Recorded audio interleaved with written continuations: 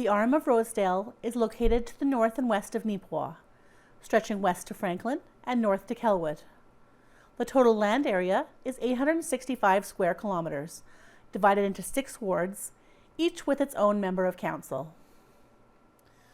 The December meeting of the RM of Rosedale kicks off with a delegation from new Water Resources Officer Haley Nelson. Council has several questions around when permits are required and when they are not when it comes to water control. There are several categories in which only a $100 registration is required as long as all other requirements are met, such as upstream and downstream landowner sign-off. Anything not on that list is a $500 license, such as deeper ditching and DIY tile work. There is an interactive map on the Government of Manitoba's drainage site that allows Council or anyone else to see where permits have been issued. This is also where anyone interested in a permit can find more information. For Council's purposes, if they want to do an RM ditch cleanout, it would require surveying and meeting other requirements, but they could then put several quarters on the same $500 license as long as they are touching. The license, once granted, is in perpetuity, so they wouldn't have to complete the work all at once. Council is also particularly interested in regulations around culvert upgrades and new culvert crossings as part of their research for the new bylaw. After several months of discussions and consultation with other RMs, CAO McDonald has created a draft bylaw for approaches that has been brought forward to Council. There are still some pieces that need to be added and refined, such as finding structure for non-compliant residents and details around landowner agreements. This is not first reading of the bylaw. It is just being circulated for feedback and to ensure that Council is happy with the direction that it is taking. There is still not consensus on whether the system should be user pay or placed within the municipal budget with a mill rate increase. Council hopes to bring it to a vote early in the new year.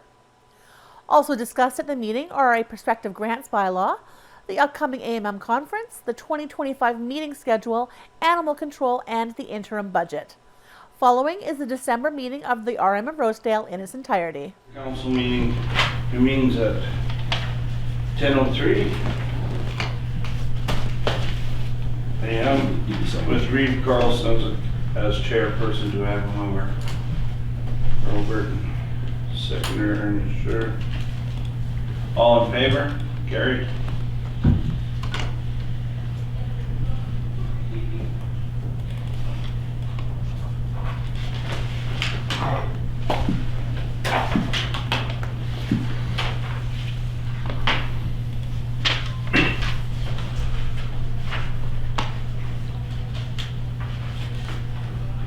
Be resolved that the regular meeting agenda of December 13th, 2024 be approved as presented. Do I have a mover? Dave Derrick. Seconder. Ron Crossman. All in favor? Carried.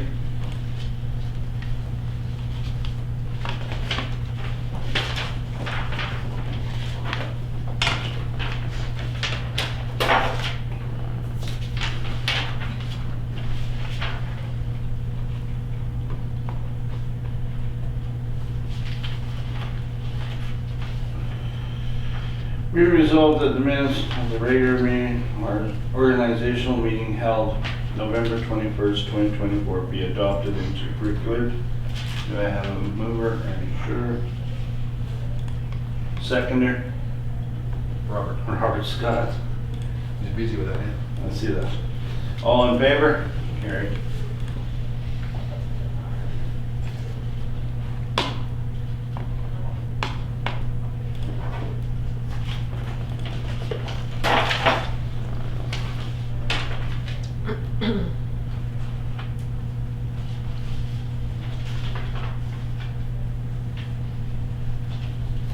Be it resolved, the council agreed to adopt the November 2024 financial statement.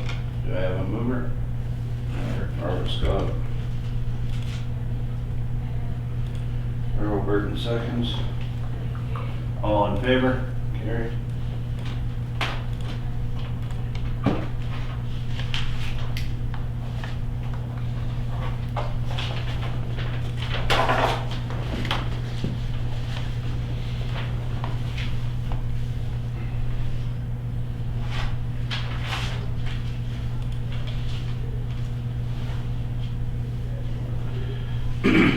that be it resolved that the council approves the accounts of the month and the amounts as follows. November 2024, $809,194.91 general.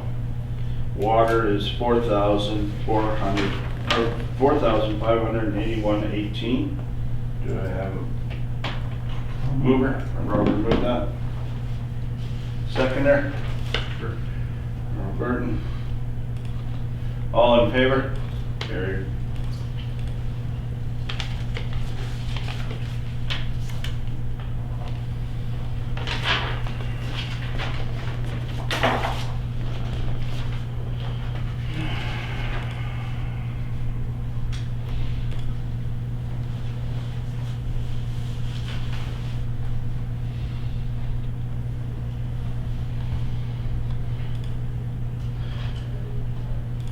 Be it resolved that we do now adjourn our regular meeting of council at 10:07 a.m. to receive presentation from the Water Resource Officer here. The Water Resource Officer, Harley Nelson, and afterwards hold a public hearing regarding the variations and conditions use application for the patches and half witches. Do I have a mover? Please,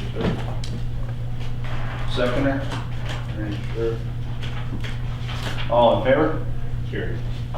10:07 you put on there, Carl? Yeah. Okay. Am I jumping it too fast? You're put Ray on there. No, I'm trying to do the minutes as, so that I don't have to waste time afterwards. Just keep this page up a little bit more.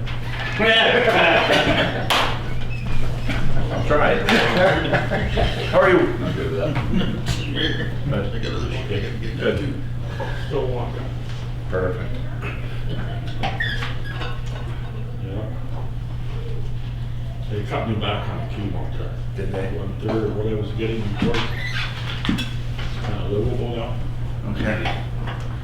I was ready to pull a plug a couple months ago. Okay. Heavy stuff. Not too bad. Good. Good to see See us a few around. hockey games this winter, maybe. Bunch of clues there. Hi, this is Haley Nelson. She's our new water resource officer. So Ingrid has been promoted or changed position. Yeah. Oh, do you want to sit or do you want to stand? I don't know, whichever. I can grab you a chair. Okay, bye guys. Right. Just one right here. That would be. I can just use this, there's a chair right here. I could have grabbed it. We have another, Jeff is going to be joining us. Yeah, I don't want to run into you. Okay.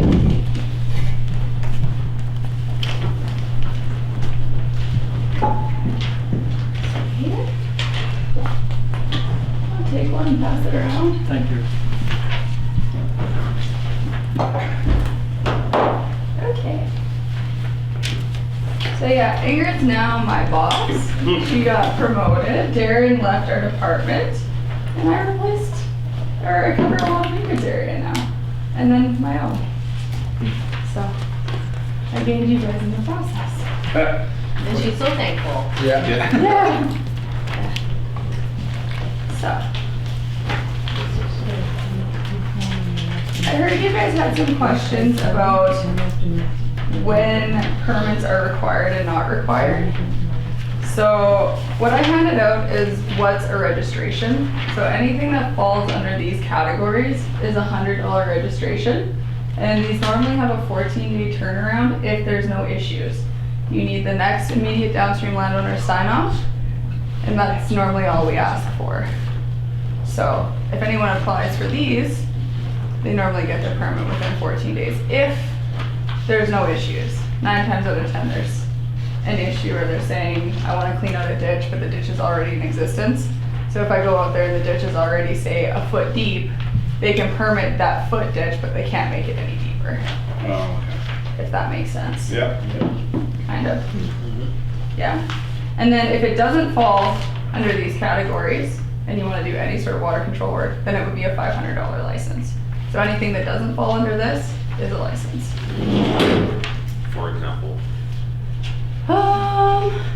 If you want to dig a ditch that's 3 feet deep, or if you want to install tile yourself and not get a tile designer to do it. So like any of the tile companies, say you don't want to go with one of them and you want to do it yourself, you can do that if you do a $500 license. Okay. There's been a couple colonies do it that way. They've sent someone to school, but then they just haven't got the provincial designation because our department teaches a class to the designers when they graduate from another tile course that they've taken. Normally there's one in the States that everyone goes to. Okay. So once they finish that, they'll come back to Manitoba and then they take ours. And we teach them our rules and regulations and Yeah. about wetlands and what they can and cannot drain. So, anyone have questions about that? Question, not that this has happened, I don't think, but if the council members see something that's been done, say ditch cleaned out or something, if we're not sure if there's been a permit, who do we just contact? You can contact me, Okay. or you can also go to our website, like the www.gov.nv.ca/drainage. And on the right-hand side of the page under quick links, there's the portal map viewer. If you click on that, you can actually type in the quarter section and the map will pull up and it'll show you if there's a license or not. If you want to do it even on your phone, like I've done that on my phone when I'm out in the field. I'm like, why is there a backhoe there? Yeah. And I'll look it up and like, that's not licensed. I'll like make a note of it to go back. So you can message me anytime, or you can look on the portal map viewer if it's on like a weekend or something and you're curious. Good to know. Yeah. Yeah. And then Haley had explained also that if there is a bunch of ditching, say the RM ourselves wanted to do a bunch of ditching, that as long as the land is touching each other, we could permit it all. Under one permit. Under one Yeah. permit. So if We need a you, plan. even if you say get a bunch of it surveyed, because for an RM ditch clean out, you need a 3-point survey, which is just one in the field, one in the ditch, one on the road. Right. And then you do a cut line, which is you just draw a line from where you want to clean out and then you show what you're cleaning out. You can do as many quarters as you want if they're all touching and put that all in one license. Even if you don't plan on cleaning it out in the next 10 years, you can still put that all in the same license because as soon as it's licensed, our licenses are in perpetuity, so forever. So then you're not spending a bunch on a bunch of different licenses. Right. So you can save money that way. A lot of RMs are starting at like the top and then working their way down. Well, we do have a lot of ditches that need to be Mm-hmm. cleaned out from the settlement that's come washed in there. Yeah, so if you get the surveys and they're all touching, you can submit them all at the same time under the same permit. Okay, perfect. We should have thought about that years ago, and they're $50 a permit. Then you're gonna license every ditch within that. Yeah, our permits actually used to be $25. Yeah, I know, but now it's 25, when I got in the council it was 50. Yeah, now it's a little Now bit it's more 500. expensive. But, yeah. What else did you ask? I just wanted to ask, just to make sure I understand the terms, Yes. water, Class C water control works for new crossings. Yes. So new access crossings that do not constrict water flow. So I'm reading that as like an approach to a field. Yeah. Okay. Yeah, that would be one of them. Or say a landowner wants to put a crossing over, say like a stream in their field. That could be also a new crossing. They just have to make sure they match the culvert sizes, whichever is larger upstream or downstream. They go with whichever is larger. The one immediately up and immediately down? Yes. Or- okay. Yeah. And then they could be the same as well, they could be all 18s for. Yep, they can all be 18s as well. And then the minor culvert changes under this one is something that RMs use a lot too. So if you want to upgrade a culvert, if you're within the 15% hydraulic capacity, you can do a $100 registration rather than a $500 license. That's like, if you go from a 2-foot culvert to like a 30-inch or. You would look at the whatever. CFS of the culverts, and then you would calculate the capacity and how much of a difference it is. So if it's within the 15%, it's a registration. CFS is, How much water it flows when it's at full capacity.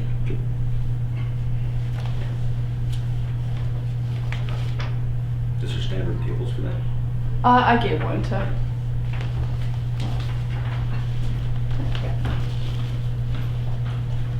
So, what else do we have?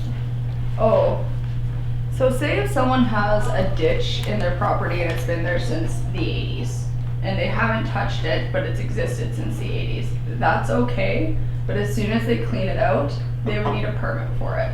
So it can exist, but they can't maintain it, if that makes sense.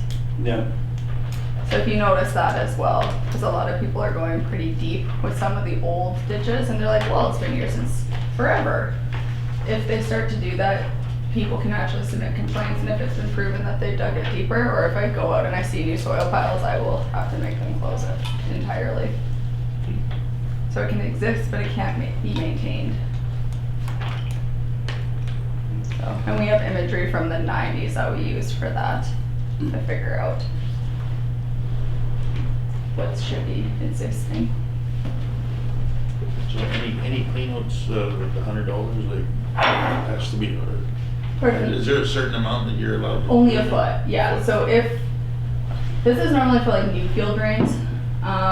If somebody wants to clean out a ditch that's existing, say it's only 6 inches, and I go out there and I give them a foot, they can only clean that out to a foot. Because there's been a lot of issues of people thinking that they can take a foot out a year. Like,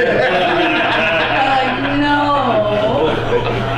If it's still in that foot, then yeah. Yeah. But if I go and do a set, like we do site inspections or like compliance checks on 10% of our files every year, and it's like from all of the files that have ever been licensed.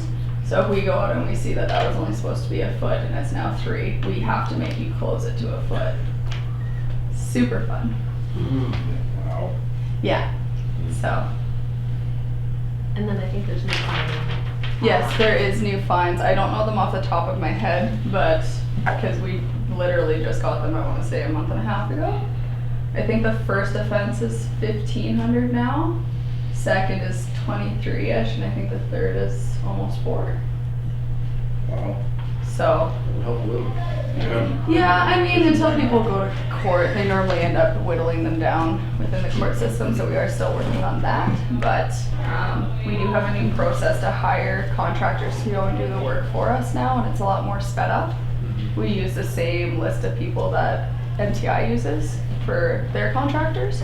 So, like, we had one that we had to do up north, and we had the guy there the next day to do the work for us. Okay. Because say I post an order on somebody's land because they don't do the work that I told them to do in a letter of instruction or an enforcement letter, I can post an order on the land, and if they don't meet that date and don't contact me to ask for a deadline, I can hire a contractor to go onto their land and fix it. And then I bill the cost back to them. And if they don't pay it, it goes on their land as a lien, and it gains interest every single year. So. Wow. Mhm. That's good to know. Yeah, so there's that. And people seem to think like if they fix it and it blows out again that they don't need to fix it again. No, the order stays. So say I go out and do a compliance check and it blew out 3 years later, they have to fix it. Okay. I would just repost the same order. So they don't get to keep it ever. Yeah. Does anyone have any other questions? I wanted to ask a question about the construction of small dry dams. Yes. So if somebody builds a berm to divert water from one spot to another, is that a separate thing from a small dry dam? Yes, the small dry dams is usually, this is put in here for watershed districts. That's normally who is the only people that use it. Okay. They're normally the only ones that use FNG.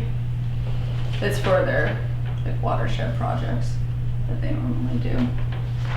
So, and some of them are done with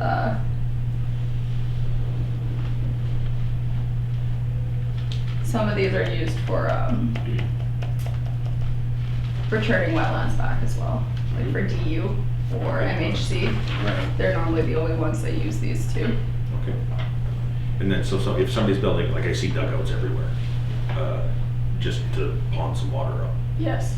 that would fit into No. that, that's a No. completely separate thing? Yeah. Okay. We normally don't deal with dugouts unless it is blocking flow from like going down the stream and it's backing up on someone else and causing impacts upstream. I've asked our department who licenses dugouts. There's no one that does. People just can dig them wherever apparently. I don't necessarily agree with that, but Question on that? yeah, I'm from the planning district. yeah. And I don't know if that's good. I mean, I guess that's something like, it can almost be regulated under the Planning Act as a structure if a council wants to, right? You know, like to dig a dugout. But Yeah. we never have, but in the Planning Act, it does have provisions for those to be like a development permit or something, right? Right. Just so you know where they are. I don't know how to enforce that when it was dug, but. Yeah. And for them to trigger like a Water Rights Act license, underwater use, because the other side of our department is water use. I deal with the drainage, but then there's another person that deals with the use of the water. They only get triggered if there's so many cattle. Like you have to have so many head of livestock before they would get involved. So if you have like 50 head, they don't really. Okay. So. I don't think there's a lot of dugouts being dug these days. Nope. Or even did a clean out. Clean out, so that has to do with what's going up too much. Someplace they need them. Help with our roads when it comes to drainage. Collect some of that water. Any other questions?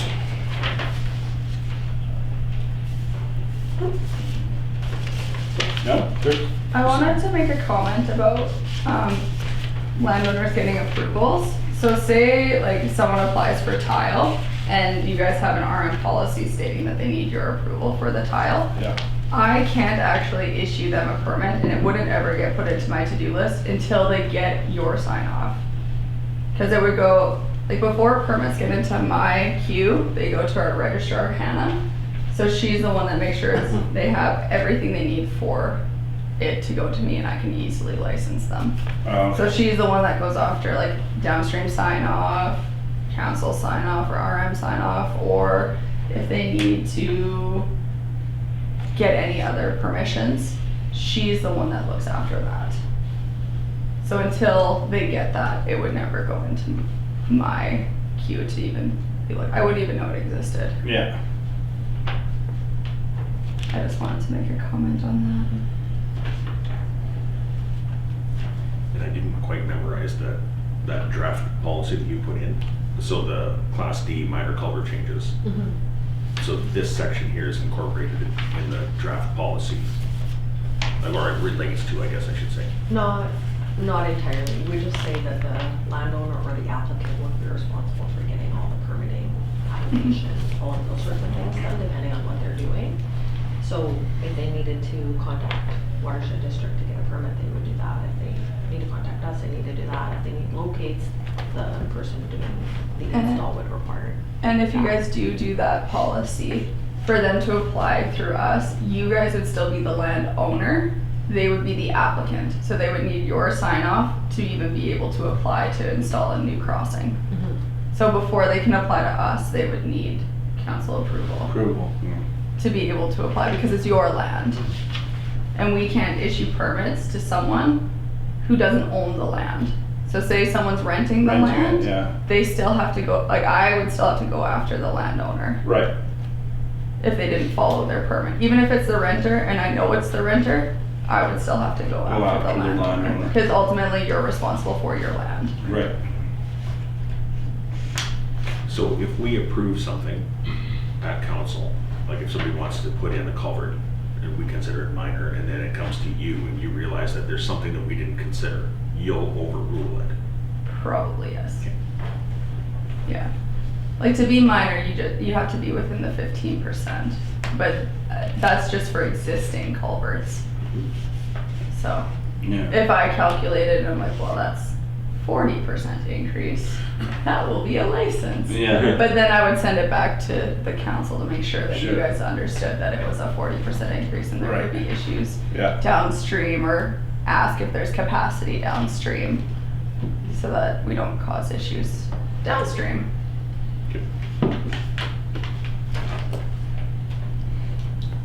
Anything else? Good for me, good. Awesome. Well, thank you for joining us Thank you very today. much. Thanks, guys. And thanks for the information. No problem. Thanks, guys. See you. Thank you. I apologize, can I ask one more question? Oh, yes, ask away. Would have a negative impact on fish spawning or rearing habitats, or would interfere with fish passage? So I just wanted to make sure, who is making that decision, the negative impacts? Well, if I see that it's like a fish bearing creek, I would send it to DFA. Like, or DFO? DFO? Yeah, well, Yeah, DFO. yeah. I send it away, like we all have contacts and we all email each other. Yeah. And I normally send it to them, I'm like, hey, do you guys have issues with this project? Same if there's something upstream of like highways, I'll send it to Denise, I'm like, hey, do you have issues with this? So, not necessarily on the applicant, because sometimes it's easier if I just do it, because I get a quicker reply, so. Yeah. I'm really good now. All right. Sounds good, Thank thanks you. guys. We're ready for you. Ready for you, Jeff? Batter up. So we'll start with the first public hearing then. So this is application V-CU03-2024-R, and the owner and applicant is Ronald and Sharon Petch. And the proposal is two pieces. There's variation within the AG general zone to reduce the front yard setback for the southernmost shed from the required 125 feet to the proposed 38 feet 9 inches. Second part is conditional use requested to allow for location of a non-farm single unit dwelling within the AG general zone. And this is affecting southeast 29, 15, 16 west, most specifically being 94009 Road 88 North. And the reason in support for this application is to satisfy subdivision requirements to sever a 5.93 acre parcel from the noted property. So this notice has been it's been circulated to neighboring property owners. We had to do a little bit unique this time because there's no postage. We actually were able to contact the property owners and then advise them of the public hearing notice. Some picked them up, some didn't, but evidently there's been no concerns brought forward from the public circulation on the subdivision. It's a pretty standard subdivision as far as things go, and these are pretty typical requirements. Conditional use is a requirement it just gives the notice to the surrounding property owners that there's a residential parcel being created there, and then the variations, we like to note any property or any structures that are not current to our current zoning bylaw. Just throw them in as a variation, just so that, you know, for a future date, if we ever look back, we can see why this building is this close to the boundary, just to justify it. So Yeah. that's all I have for this. Pretty. Any questions? No, pretty straightforward. Okay. Second one right away? Got it, that's great. So the second one is application V-CU04-2024-R, and the owner and applicant is Danny and Norma Hackowich. The proposal is, again, there's two portions to it, and it's within the AG agricultural general zone. It's to reduce the side yard setback of the west boundary for the northernmost shed from the required 50 feet to the proposed 43 feet 3 inches. And again, the conditional use requested to allow for the location of the non-farm single unit dwelling within the ag general zone. And it's affecting the southwest 9, 15, 16 west, most specifically 93113 Road 85 North. And also this is to satisfy subdivision requirements to sever a 10-acre parcel from the noted property. And once again, they were circulated the same way. We got a hold of, I think in this instance, there was all but one we couldn't track down, but we made every attempt we could to get to them all, and we received no concerns for or against as well. So, Perfect. and this would be one of our first Two. You're making history Not Farm now. Valley. So Mr. and Mrs. Hackowicz have been on a journey for this, which they've been very cooperative, and we're working through that process for them. This should pretty much get us pretty close to done here, I think, so. Other than there probably new development agreement and stuff like that. Yeah. But yeah, otherwise pretty standard and no concerns. Any questions? No? All right.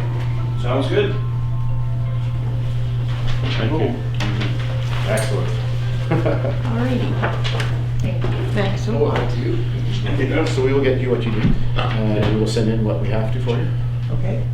And the goal Please is sign those sheets. Oh, yes. Yes. I don't.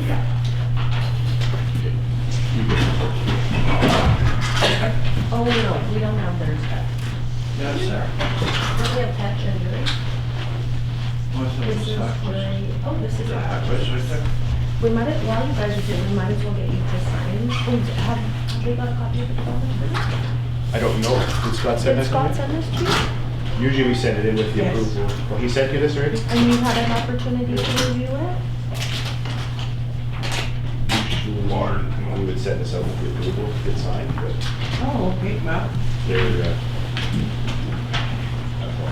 And even if you guys want to sign it, and then you could just leave it with the girls at home, if you want a chance to review it, or if you want updates, we can go back to Jeff and get it updated. sure, I can explain to you what Yeah. it's on. Well, it's up to you guys. We have- It's usually, it's more stuff to cover, changes on and off our parcel, like just to making any purchasers aware that it is in an ag zone and they're aware of dusts and smells and farmers are gonna farm on Sunday afternoons. and Changing the approaches, that it has to be reviewed, just that's mostly what this one covers. If we need extra from a, then we'll add it, but the staff never happen. I think that's it, isn't it? That's it. We'll discuss those other Yeah, another time. yeah, that sounds good. Next week. Oh, not Excellent. next week, the week Okay. after. Okay. I'll be out of the office next week, Alright. if you need anything. Pretty? I'll be out of the office, so if you need anything next week, just call, and the Okay. girls will get you whatever you need. Okay, I'm in next week, but I'm off the last two, but we'll get it figured out. Yeah. Yeah. Okay. Thanks, Jeff. Yeah, we do now adjourn the public hearing at Right now, I'm gonna. 10:33 a.m. to renew our regular meeting. Do I have a mover? Scott, And we will send in this extension. Earl Burton. All in favor? Carried. You get the last one.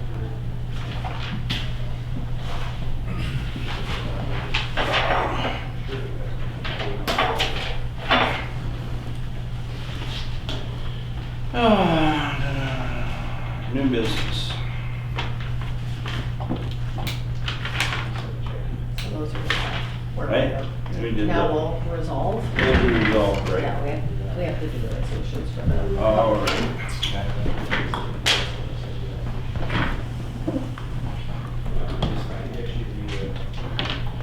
So basically what Jeff just said, why do you need variance and conditional use? Unless somebody disagrees with the request? Whereas the public hearing was held on Friday, December 13, 2024, to hear representation for or against proposal of conditional use requested by Ronald and Sharon Petch for the property located at Southeast 29-15-16 WPM 94009 Road 88 North. Therefore be it resolved that the Council of the RM of Rosedale approves the variation request to reduce the front yard setback for the southernmost shed from the required 125 feet to the proposed 38 feet 9 inches within the agricultural general zone. Therefore, the conditions use allow for the location of the non-farming residents within the agricultural general zone. Do I have a mover? Henderson moves, Ernie Scher seconds.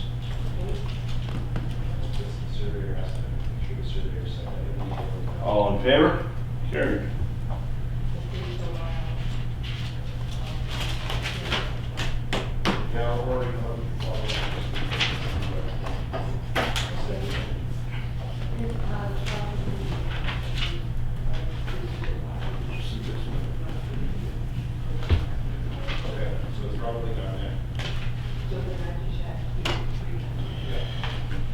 Whereas a public hearing was held on Friday, December 13, 2024, to hear representation for or against the proposal condition use request by Dan and Norma Ackwood from the property located at Southwest 9-15-16 WPM 93113 Road 85 North.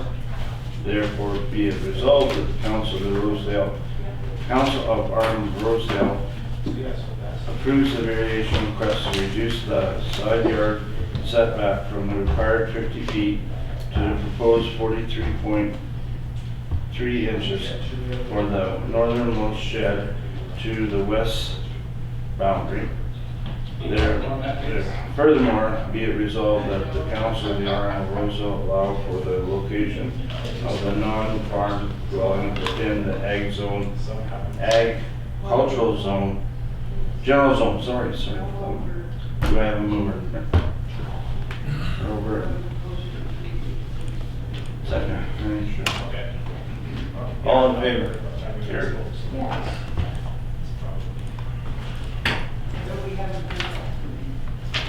Yeah, well, quite often, so that's why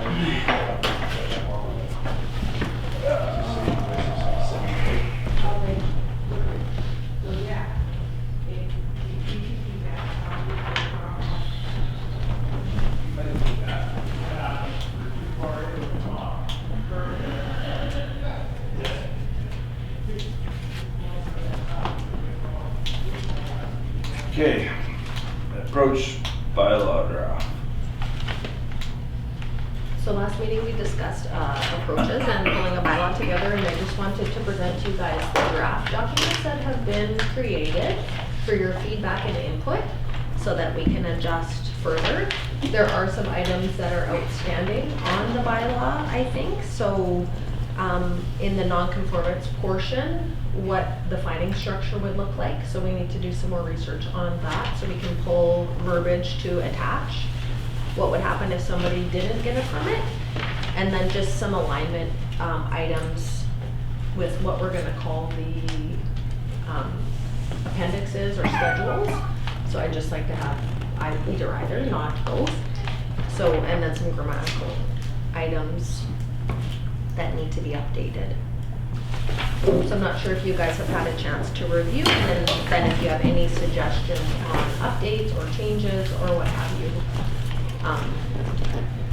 that we would like to do moving forward.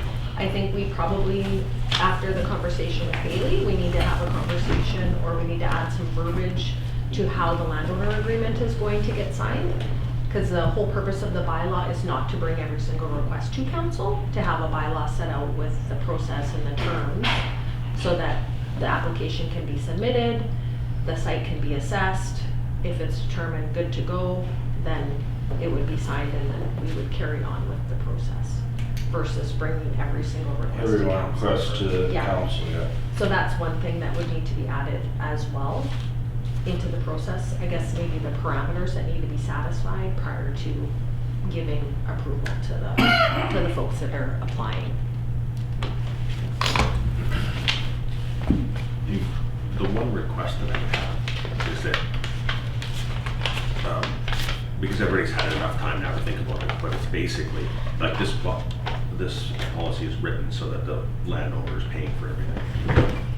But I would request that we have like a strong vote to make sure that that's actually the direction we're taking first.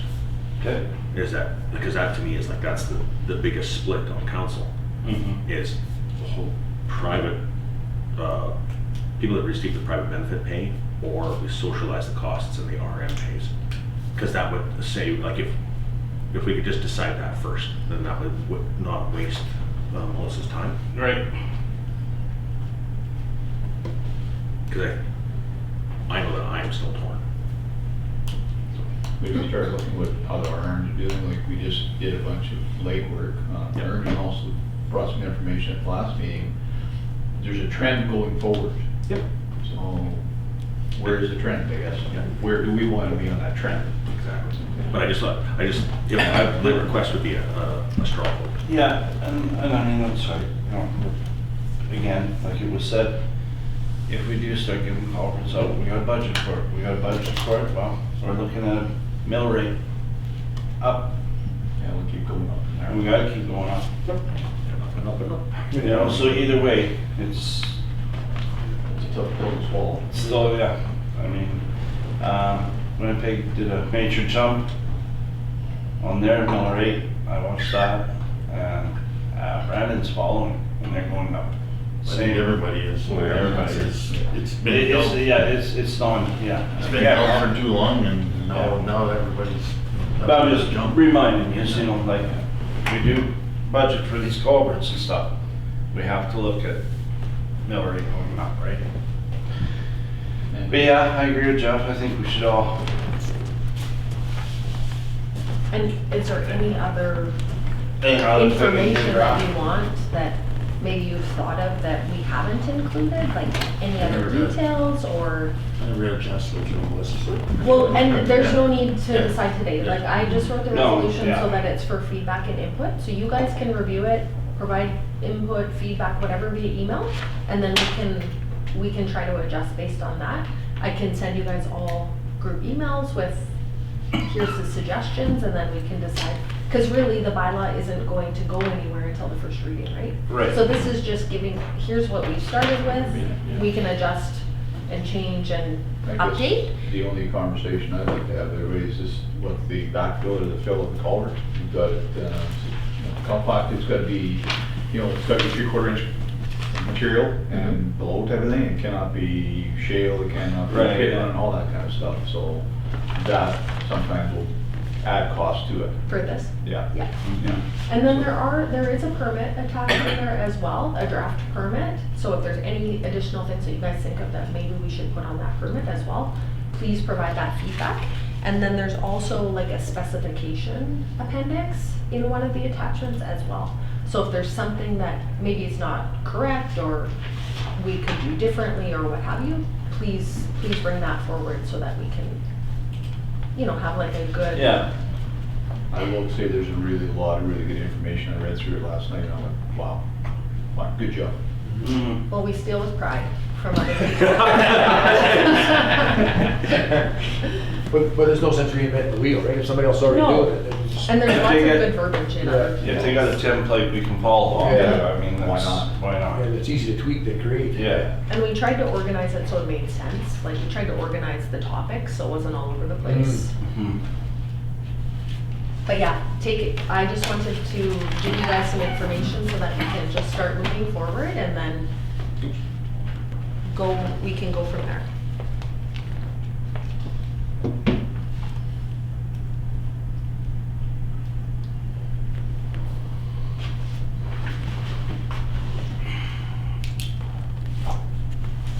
Right? Yeah. Whereas the draft bylaw for private approaches has been presented for the feedback, therefore be it resolved that the council of the RM of Rosedale received the draft bylaw as information and provided input and feedback. Did I have a mover? Earl Burton. Seconder, Jake Taylor. All in favor? Carried.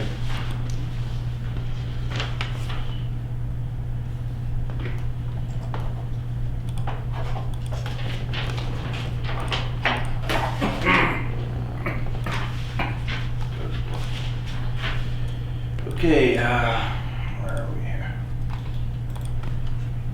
Oh, What? snap. I forgot to check the account to see how much money is. Let me just go do that Yeah, before sure. we start the donation conversation.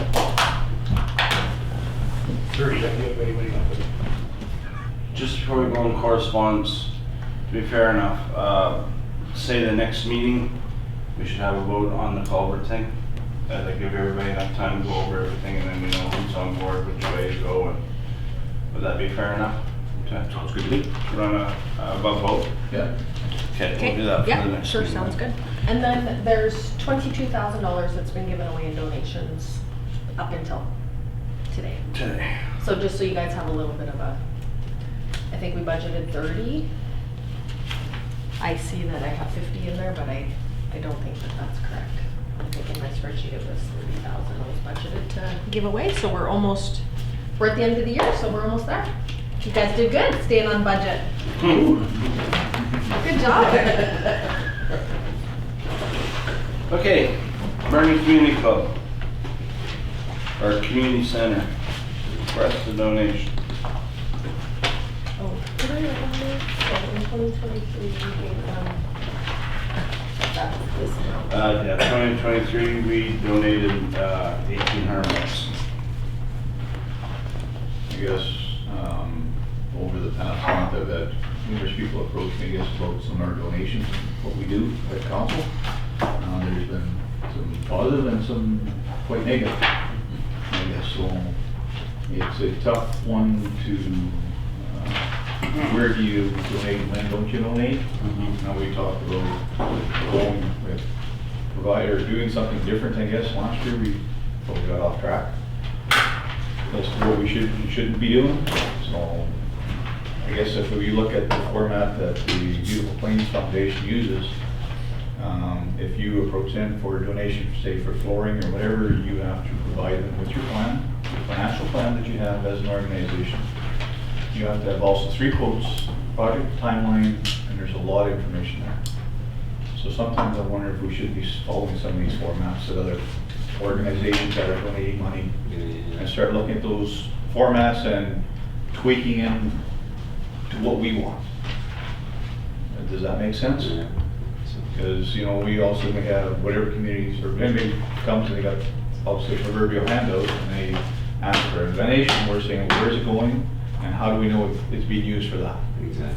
I'm not trying to be skeptical, but, you know, if they're sitting on a large sum of money, and we're still adding to that sum of money, are we doing the right thing or wrong thing? Right. Like I say, I'm not trying to be pessimistic No. or anything, but it's true. But I mean, if you're donating that money out, you'd like to see what it goes straight for that, for what it's meant for, not going somewhere else. If they're putting shingles on, they should be putting shingles Shingles on. on, yeah, exactly. So I guess, The I town think, of Meequa has a good policy too. We could pull some Okay. policies together and then present, same as what we did for the approaches. If you guys would like, because I know Jeff had requested when I had first started to pull together information on what we're gonna do that had local donations. yes, I Some of the know. RMs have it, so you have to have it in by this date. Yes. If it's Yes. not there. Yeah, after that, done. I think it was, Meatwad's deadline is coming up. right Yeah, now. like, that's what I mean. I think it was We should do it streamlined one time we would done. do. Yeah. So if we streamline, we would be same thing, we don't have to review culvert policies every meeting, same as this one. It's okay, we set it in place and then the meeting time gets shorter, hopefully. Yeah. Well, I think if you have that one time a year and then everything gets donated, and if you don't have it in by then, next year, I guess you. Well, the scary thing with that to me is the small committees that aren't, I mean, maybe the bigger centers that are programmed to that stuff makes sense, but the smaller stuff that we guys try to help in, our end is tougher for the deadline. You have to have some rules, but I mean, at the end of the day, the little committees, I don't know, I can't think of one off the top of my head, that are just looking for a couple $100 to buy some hot dogs or something to, as a Yeah, fundraiser. that- The small ones are tougher to have a deadline on, for me, that's my thinking, Yeah, yeah. not that they can't, because Most those of them committees have it are. done every year though, like. No, but I'm just using that as an example, because lots of committees just come up with that at the last, well, not last minute, but just ahead of their thing, because they're busy doing other things too, but that's just my input on Like that if deadline. you're supporting a sporting team, for Yeah. example, and they don't know if they're actually gonna get into what have you when they're asking to sponsor Yeah, that right. sporting event, that one probably, but I'm assuming we could write the policy, like if it's a construction-based item or a project that's planned or whatever, here's your deadline, Yeah. and then, The little miscellaneous stuff, you Yeah. go somewhere else. Just one Send it Oh, out to we all the could ones budget. to donate to, or donate it to, and send out the thing and say, well, this is our deadline. This is our deadline, yeah. yeah. And then, like, we could have a little fund on the side for like a sporting thing. you know, Yeah. like, The small potato ones. You don't know, like, somebody's having a baseball tournament or Yeah. whatever, you know, soccer, Mhm. Whatever. hockey, whatever. Yeah, You Right. give people a little fund on the And side. there will be some of these, like, you know, with this, the next one coming up, where it's gonna be the 100th anniversary or whatever. Yeah, exactly. But we don't have to deal with that for another 100 years. That'll be another council meeting. Jeff? I had made a phone call to the Beautiful Plains Community Foundation, and they'd be willing to take a lump sum of money and do all the administrative paperwork and all of the dispersing of funds to smaller grants, and tie it to the RM of Rosedale. So we could take a chunk of money, and like for example, in 2018, we gave out $81,000. And then in 2017, we gave out 54,000, so, and then this year we're talking 30. You could take your lump sum money and say, here's 30 to Beautiful Plains, administer it for us, and then keep 30 for one big project or what, I'm obviously making up numbers. But you could offload a bunch of the administrative paperwork to the Beautiful Plains Community Foundation, if you wanted. The only thing bad, it's a good idea, the only thing I would see the negative, is then we don't really have our own control of what we are doing here at the RM. They can administer wherever, so is it going to the RM or is it going to other areas? Outside the RM. Exactly. Yeah, but you would tie it to the RM. Yeah. Okay. Yeah, It'd have to be stipulation, yeah. Okay, getting back to the correspondence from Bernie. Our donation last year was 1,800. My personal thought is leave it the same. That's just my personal thought. We are not into where we need to have a cap, if you want to call it, on going forward either as well. But I think this one's sparked a lot of interest, I guess, from a lot of people, I guess, so I wouldn't go anything more than that, and they are doing a lot more than they have, we'll say 5 or 6 years ago, so good for them. Yeah. If you guys want to go up or down from there, then I guess that's just my opinion. So what's your thoughts? Keep it at 18? Yeah, it's a hole in our RM, so. Yeah, true. They're doing the work, they've seen the work being done, so. You're using it. Yeah. Yeah. Okay.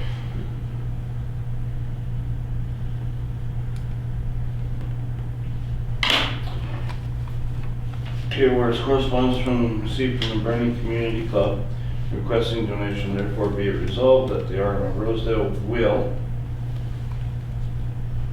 donate in the amount of 1,800. Do I have a mover? Dave Tutter. Seconder? Aaron Sure. All in favor? Carry.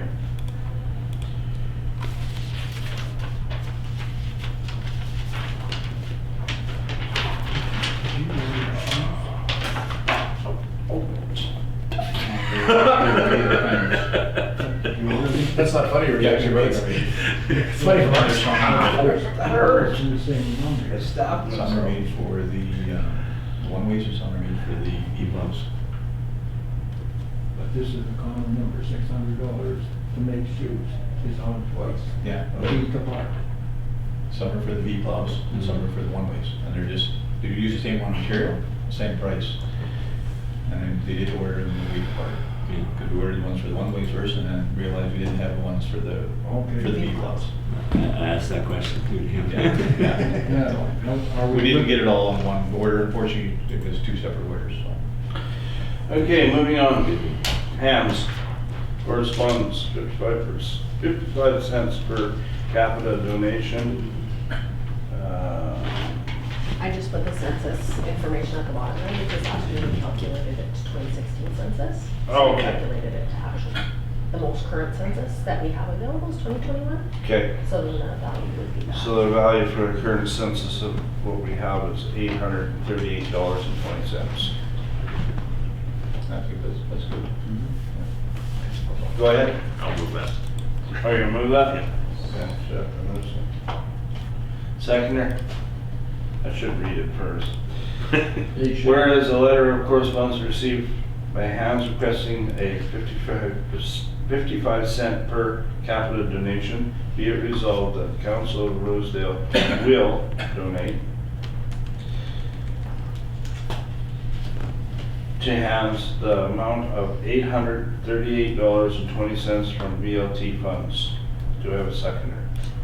Rose. All in favor? Carried.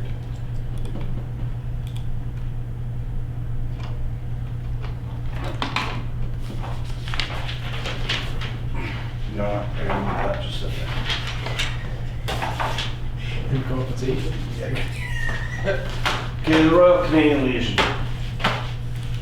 This is from Ontario. It's for Ontario that book? and Manitoba, that's for the book. That's for that book. Which one is it? Oh, This one. This is the ad that was in there, the date that's on that. Thingy-jiggy. It's for yeah, but I thought last year we didn't do anything to that. I don't think we did. Cause that'll be the regional Legion, right? That's, cause we help the local Legion lots, but I mean, it's, 340, Oh, we we did did? it last year, Oh. we've done it for 14 years Did we? apparently, yeah. so that's just like a per capita thing, do that?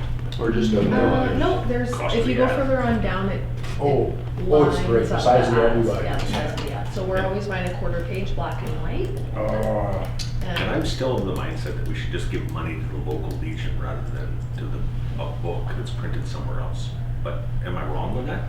Yeah, not wrong, just, it's kind of a gray area. Well, they did a book on all servicemen, or they're still working on it, and I'm not sure how many years. And there's a write-up about. So our local veterans would be in that book too? Oh, yeah. Oh, okay. Okay. Like I would just defer But to I'm you on not this sure one, I if think. this is the one, I can't remember the name of it. We've got copies of them in the office here, haven't we, Melissa?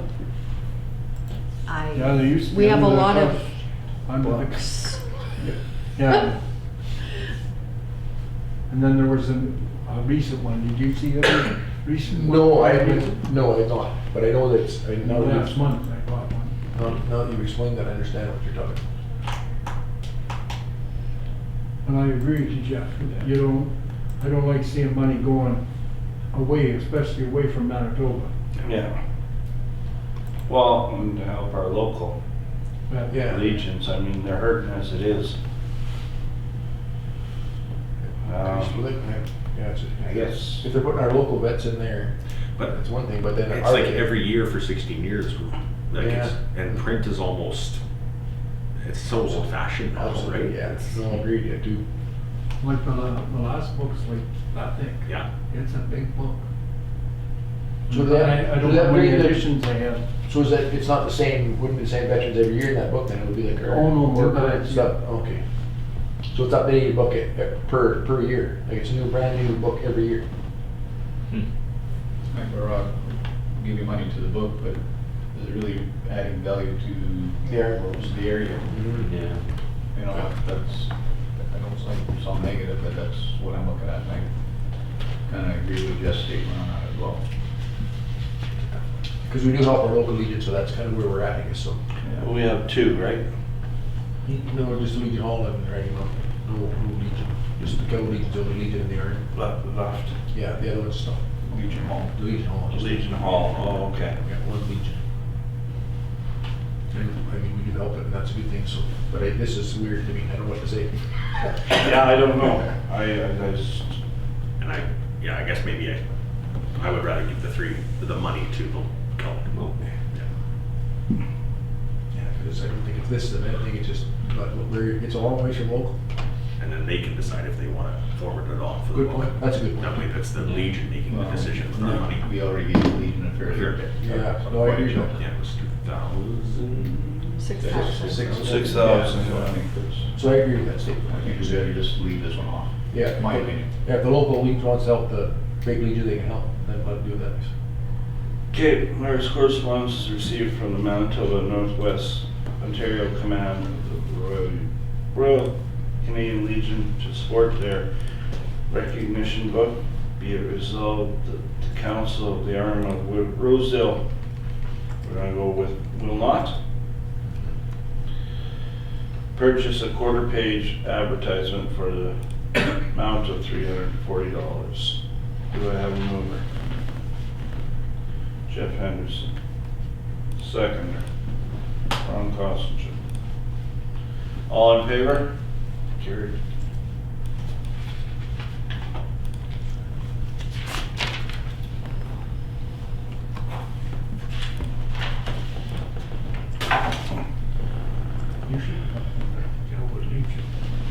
Huns Valley. And I haven't been in there in a long while, so I think it very well could be there. Okay. Some, they get, they named lakes and rivers and everything after guys that died.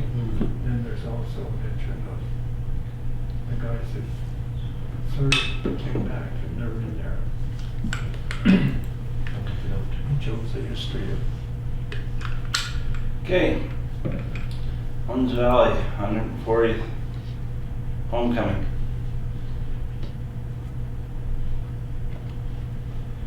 They're looking for a donation. You gave a nice choice of levels of engagement as well. Yeah. Good, great presentation. So we got major event sponsorship.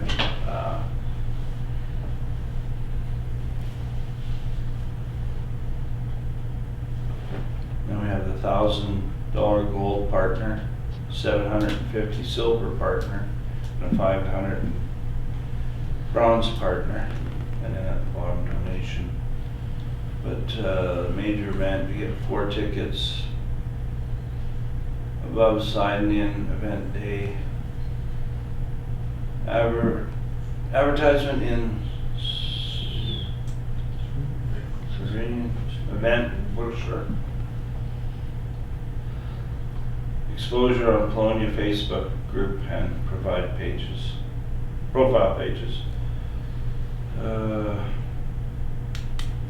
Covers recognition. Pretty much covers recognition all the way down. The only thing that you get 4 tickets, major gold you get 2 free tickets, and then silver nothing but recognition. So I guess it's up to you. Well, I definitely think we gotta support. Yeah, exactly. Oh yeah. What dollar figure? If we went, they're looking for 1,000, we put slightly more than 150 apiece in there, we'd have, from our VLTs, we would have the money to give them $1,000 and maybe think we should do more. Or plus, yeah. Yeah, for something like this, I think, yeah. Oh, this is, Yeah. It's like a one-off, right? Yeah. Well, it is. It's big. 40 years before they do it now. Yeah. we've gotta definitely support it. Yeah. I see the 1,000 gold partner, what is the major event sponsor, what does that mean? Yeah, I don't I know. think anything over 1,000. Okay. Anything over 1,000. So we could be 1,001? 1,200 or. Couple housing. I don't know, housing, yeah, I don't know. Because, I mean, it's a big deal, there's no doubt Ron, what about don't we that. go to? That's why I said a couple thousand, yeah, that's what I was thinking, yeah, I don't know. Yeah, it is a big deal. It is a big deal. It is a big deal. To me, it hits home because it is my home. Yeah, no, for sure. And these guys, these folks, these settlers did stuff that ain't happening no more. Yeah. It's not possible. And they're working hard, these people have To make- for a long Yeah, they time are. to promote this, so. To get this all organized and everything. So, give me a number. Let go for Yeah, 2. I would say, yeah. I think if you look back, we supported another one a few years ago. Well, we did support Polonia. Yeah. Yeah, in the past. 2023, we No, gave another it district besides- $340. Oh, this is a good step up. And, I think it's what that you guys which have was done. good, Yeah. you know, Yeah, I like that figure. 2,000? yeah. I would think that. Just for bringing one to Métis, write their book, you guys.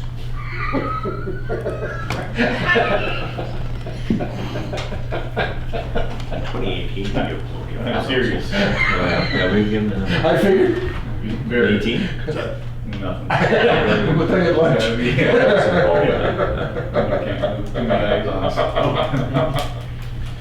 I think we're missing out the key, a really important thing is who gets the 4 tickets?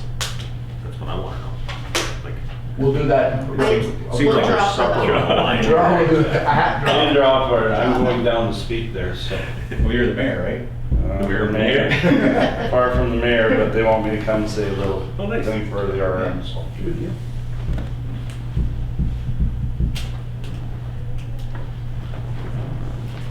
So, we'll go with 2,000. Whereas correspondence has been received from the Huns Valley 140 committee requesting sponsorship donation, be it resolved that the council of the RM of Rosedale will sponsor. the Hums Valley 140 committee in the amount of $2,000. Do I have a mover? Robert Scott. Second. Any sure? We're taking this from VLTs. Do you put VLTs on this? Yeah, sure, I can add it here too. What do you think, Ron? Yeah, no, that's where I would think. I just- That's what we did in the past. Yeah. We get these. How much are the tickets? I'll take my name out of that, you guys can draw. Yeah, I can pay for your ticket. I don't know how much it is. I didn't get one. I don't know. I'm just curious, whatever it doesn't matter. Okay, so all in favor? Carried. I thought, well, when you just buy two more, and then there's six tickets for the RM, just buy two more, there's 6 tickets. They're sold out. Really? Good, good for them. Yeah, they're sold right out. Because they had, for supper, they had a cap at 300. Good problem to have. That's exactly, it's a great problem to have. Good for that. Well, they're giving us our tickets, and they didn't know we gotta donate now. No lot for them, right? You get a ticket, you don't get food. He's 301. He gets us on the plate. Okay, the curling club. John Usually they Stewart. throw 2 more in for us. John Stewart has got a hold of me. Our contract is coming up for a sign that hangs here at the Nepo Curling Cup.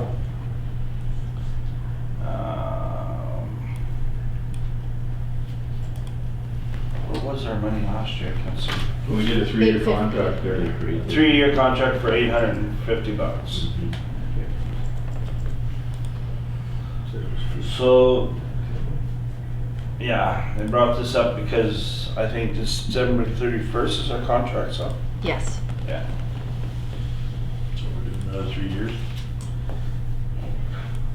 That's over it. Did you read Ken Riddle's column in the Banner last week about the Yellowhead Center? Yeah. It was like, take it for what you want, but one of the calls on the action on it was having the RMs work the Yellowhead Center in work. And how they're basically, I don't want to hear rights to, but I guess they're in financial trouble. They need all the help they can get.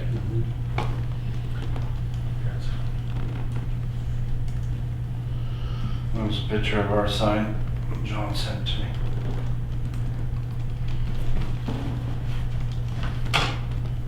Why there's a board on it though? Hmm? I don't know why there's a board on the Rosedale sign. I don't know. Some glass.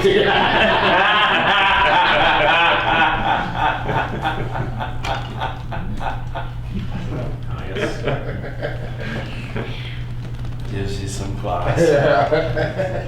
So it's a repair deal. Actually, that sign's holding the board up, is what's going on.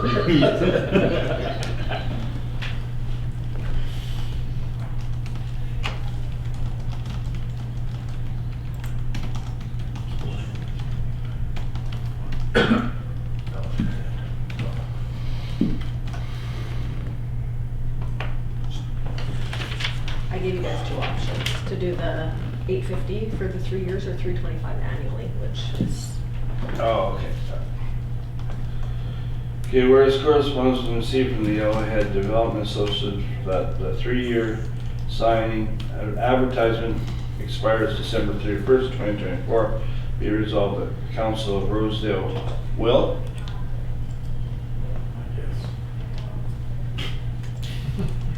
continue with the advertisement at, okay, we got option 1, 3-year pay period amount of $850, or option 2, an annual payment amount of $325. We did 8 something for this. 3 years. 3 years before, yeah. And we can do that out of our VLT money too, right? I think so. Mm-hmm. Yeah. Because we have the same thing, it'll likely be coming due at the ag complex. Yeah, that'll be coming around. And it'll be coming up again. Okay. It's just a contribution from the municipality to Yeah. help those facilities. We have a lot of folks from Rosedale curling in the Building it. So we'll go option 1? Yeah. highway station. It's a better deal, but Yeah. a little bit. Yeah. Okay. Do I have a mover? Or Scott? Seconder? Sure. Sure. I don't remember that. I was trying to read something. All in favor? Carried.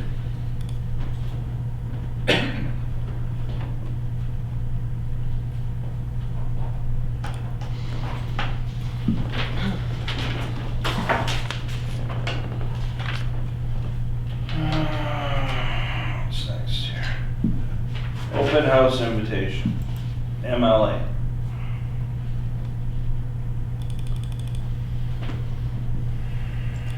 Is this just an information? Yeah, Jody said would like you guys to attend if you're able to come and hang out for her open house from 10 to 3 on December 17th, That's Tuesday. next Tuesday. next week. I'll probably go. I'll try, if it's not snowing, I'll try and come Tuesday.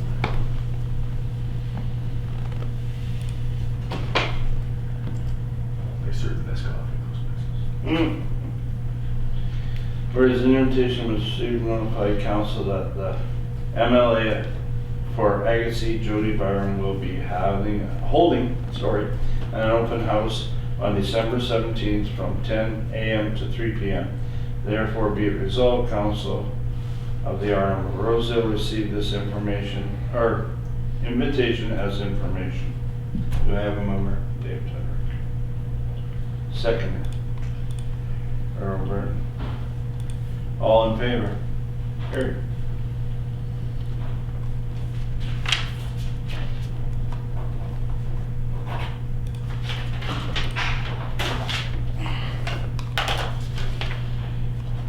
Excuse me. Okay, AMM correspondence. This is also information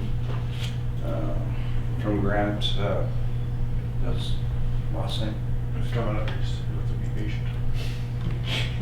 Trying to get the letter to That's a very good letter. He did, that was It is a very good letter, yeah. He must have been reading my mind, because some of that stuff he said there was what I was thinking last year when we were there. It was, Didn't disagree with a lot of it, that's for sure. No.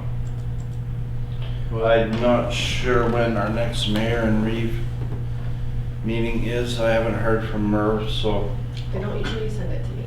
no. So I'll be reaching out to Merv to see when our next one is, because I'm sure that's gonna come up yeah. at our next meeting.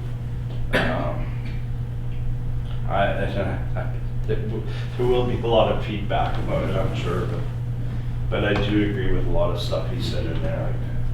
Well, those changes need to be made for sure to bring it current and give Yeah. us time, and if you're gonna go, might as well Well, let they it mentioned that to us 2 years ago and then nothing's changed. Yeah. Yeah, We went 2 years ago. Well, they- we well, were they sat here. disappointed in it Yeah. and we put in our rebuttal letters and I think we're back to the same thing. Yeah. yeah. So, And Jeff had a comment here just before that he went to the other conference. What was it? Yeah, the Provincial Watershed District Conference, so it was at the Keystone Center. And I just was in contrast to the last AMM meeting I was at. At the Keystone Center, they took the same footprint. So they had the same conference hall, the same meal, the same trade show space, all that kind of stuff. But the conference itself was cheaper and much better, in my opinion. It was packed with quality information and short coffee breaks, quick turnarounds, lots of information. And you didn't have to choose between two competing or four competing things. Like they just filled the day with information. So overall, it was cheaper and better. So, I mean, they can do it. They just chose not to. Like the conference itself was at the same center. It was $150 cheaper than the AMM. Really? Yeah. So, I think the AMM might be making a bit of money off of it. I don't know. But, Yeah. or subsidizing some of their other costs. Like I'm just speculating. Yeah. obviously, well, the but- thing is, if you got this over 2 or 3 days, we've got 3 days of 3 nights of hotel rooms. Exactly. Yeah. That's where our costs are going through the roof right now, so. Well, and the information availability is not there, like they're giving us the Yeah. the insurance monies and the budget monies, but not us learning those little things we need to learn as tricks for being good council. Well, they could, switch this maybe into 2 days, you wanna call it, pack full information, so it's gonna cut the cost down and more important, right? We'll make it a 10-hour day instead of a 6.5-hour day. Last day there, most people leaving by dinner time, right? They're filing out of there. Yeah. Meanwhile, you pay for the hotel room. Yeah, Yeah, or the break period, basically. yeah. So, I think registration was $450 a person. I believe, was it? Yeah, it was crazy. I Yeah, personally, I that's a think crazy that amount of money to charge to register. They just got too damn greedy. yeah. Because the watershed one was $279. Did they break you out also into groups in the watershed one? Like personally, I think you guys could receive everything that was presented last year at the conference that we went to, instead of having to pick and choose and Yeah. you're Yeah. wasting time moving people around place to place. You could just have the one area and just present everything. Because, and the watershed there was one 45-minute session that was scripted too, but everything else was everybody just sit down and listen and participate. They brought the presentation to you. Yep. Yeah, that's, Yeah. And the time, like you just said, the time savings is crazy. It takes a lot of time to move 400 people into 4 rooms and sit them down. well, then the meal, Exactly. this letter mentioned the meal too, like, I mean, it would have to be like something as simple as soup and sandwich to keep things going, because if you leave that building, it's an hour and a half, no matter where you go to eat. Oh, absolutely. Because you don't get your meal, because everybody goes to eat at the exact same time, so. Right. It's So so, they just use that big room, the big room, everybody, Yeah. and you can pick and choose if you want to stay, stay. If you don't need that information, move on. And then I'm assuming Go do it's something. cheaper, because you don't have to rent all these other areas and Yeah, then put it Keystone. right on. Put it all in one room and have however many chairs there and everybody sits.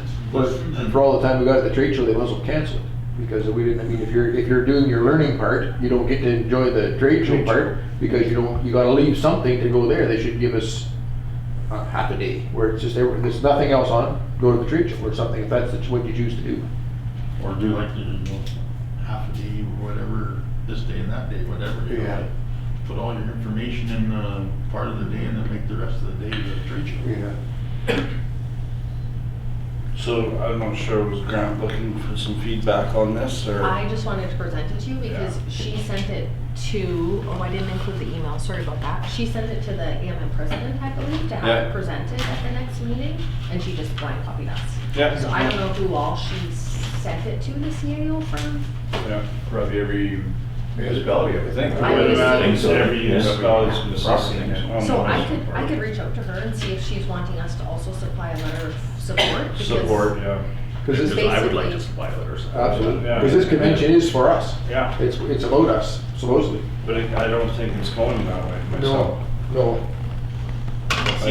I'm sorry to say, but what I said to John is when it's held in Winnipeg, it seems to be a big flash and a big break for everybody in Parliament to come down and have a holiday, pretty much. Because you can't get in to see a minister regardless. It's tough to try and get one minister to talk to. Well, same as your icebreaker events and all that, it all costs money. Yeah. Same as their gallon $19. Yeah. Yeah, Yeah. it's crazy.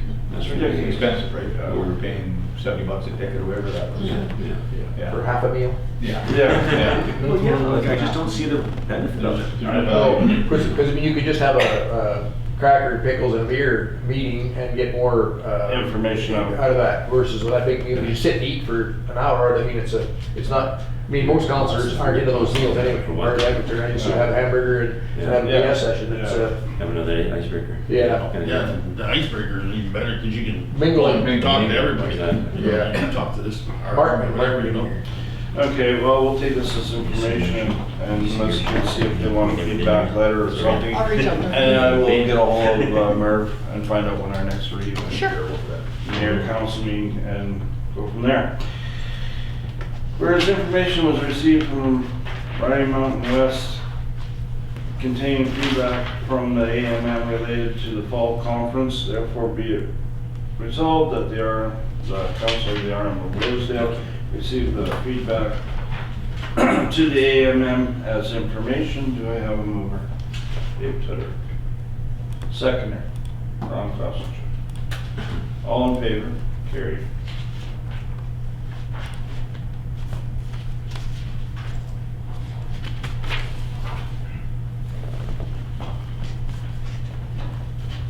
This tonight. Yeah, so for this next one, we've received, because of the mail strike, we've received a call from Fisker to cancel their checks that were mailed prior to the strike. Because of course, they're just sitting wherever. And we have told them that we had to ask council because we have a lot of checks out, sitting, waiting. And I'm not sure how you guys feel about us canceling them all. And then there is some risk to, if others don't recognize that check is canceled, they could cash flow from them. So we have told them that we won't, of course, be mailing any other checks. We're trying to dispense the checks as we can, or drop them off or have people come pick them up if they want payment, or we're just taking the late charges. We did send some checks per later for employee benefits and pension, because if we don't pay employee benefits, we don't have benefits. It was $45 to send in the mail, so I don't want to start sending checks for $45 a pop to people. I just got presented, well, personal side of it, anyways, if you wanted your money, you had to pay for Pure Later to send it to you. It came right off your check. So if they want us to do this, then they pay all the administration costs to do it. Because that's where I was presented yesterday from a vendor I was working with, same thing too, if you want your money, we'll send it, but it's gonna be Pure Later, it's gonna be $30 or whatever, the dollar figure was, that's coming off what they owe me. I think they're willing to come pick it up, but like the strike isn't gonna be on indefinitely. Eventually, it's for $790. We do have other invoices I know in the pile. We'll hold their checks, they can come pick them up. But I didn't wanna make that decision that we should just cancel and reissue. I just want to point out, I'm surprised we're still writing checks. I just assumed that we were a direct payment place. Is there plans to change that? With- Well, it costs money to do that, Yeah. so we'd have to buy another module for us to be able to do that. And we do online bank payments for like credit cards, so Visa and our CNH for all of our repairs at Rocky Mountain. But the other items, you don't have really good traceability on those online payments. With checks, you have an actual check number, all those types of things, so we just haven't transitioned. We've moved far from where we were 6 months ago, but we still need to do more work. And we have already looked into the module to do the automatic bank transfer payments. It's $1,000. There's a lot of businesses still like the check side of it too. I don't like the column like that, with a lot of the columns done direct payment right to you. And of Anytime I course- do work for them, it's all direct, now like, look at my bank account, there it is. Like, wow. Yeah, and payroll, we of course do automatic pay. Correct. So it would just be a different module in our system to do automatic bank payments to everybody. And then, of course, you have to get all the bank information and all that sort of stuff, so there's some admin. Well, both sides have to be on board too, right? Yeah. How much checks cost now? I think it probably, bought like, some. previously when we were buying checks and mailing checks and paying postage and then the administrative time, I think each check is probably like $5 to $6. I know I just bought 50 checks from the business, I don't do any checks all the time. Yes. It was like 90 some bucks. I'm like, huh? Yeah. Really? I didn't need them. We'll still need to write some checks, but we're already exploring how we can Get out of that. Well, is that $1,000 is pretty cheap when you go through enough Yeah. checks? Like, Yeah, and postage as well. Postage Yeah. is very expensive well, that's not now. even the part. I was even thinking about just taking the check part. Yeah. Yeah. You know, we go through enough of them. Post is gonna go up. We've already contacted Unisoft to see how much the module costs to do Yeah. the electronic payments. And then we just need to wrap our head around how we're gonna set it up and how we're gonna get the information, how we're gonna keep everybody's information secure, those types of things as well, right? It's a phase-in period then. Yeah. I know that direct payment, the colonies have gone to it. Mhm. It's ideal. It's secure, boy. Mhm. Holy. And we do have one payment that just automatically comes out, I think our iNet link or ExploreNet or something, they just automatically withdraw them and just, which is, Yeah, it's good as well. absolutely. Okay. Whereas our vendor Piston Ring has requested a check for $790.30 that was mailed prior to the postal strike be canceled and reissued. Therefore, council, the RM of Rosedale, do you agree? We were on the side of not agreeing. Not agreeing?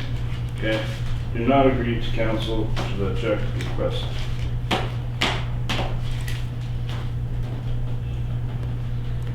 Do we have a mover? Jeff Turner. Second there, Jeff Henderson. All in favor? Carried.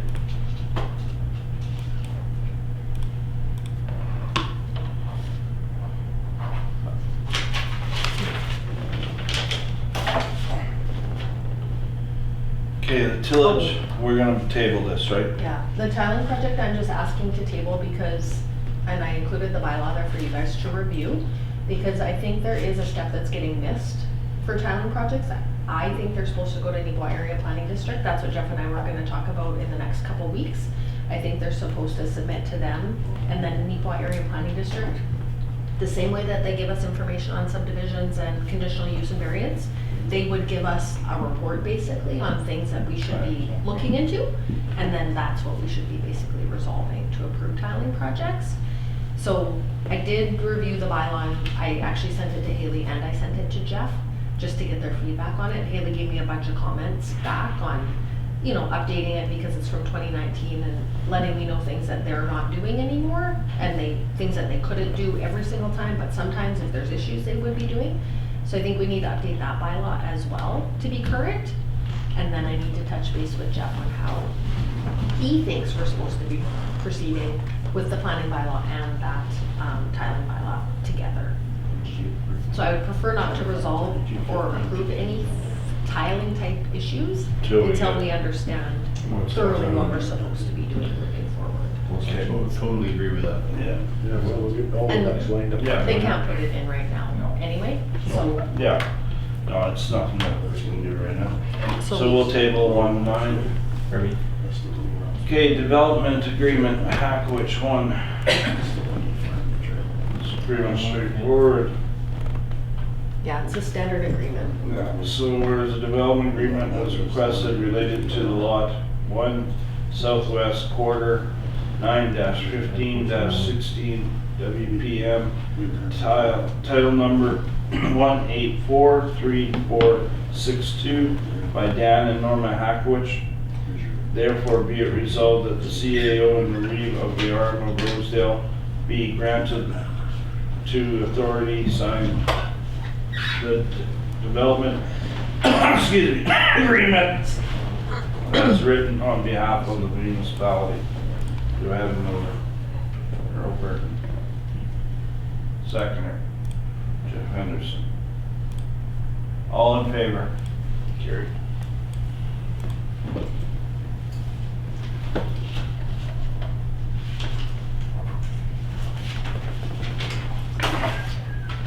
Do you want a minute, Colin?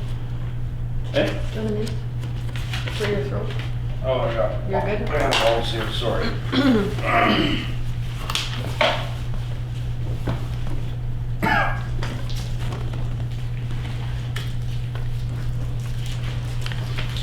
I'm catching a cold. Keep it over there. Come on, buddy. Wash your hands. Wash your hands. Every day, Every a lot of times I put your drink in sanitizer. I bet. Okay, Keith and Debbie Jury, pretty much straightforward also. Whereas a development agreement was requested related to the lot 1 northwest quarter 17-16-15 WPM title number 3278389 by Keith and Debbie Jury.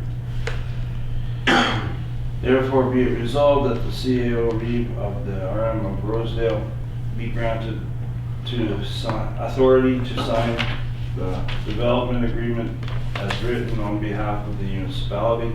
Do I have a mover or go? Seconder? Sure. All in favor?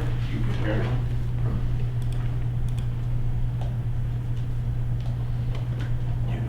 No pump. No, no. No. No, no, that's. Maybe, no, that's. Meeting schedule for 2025.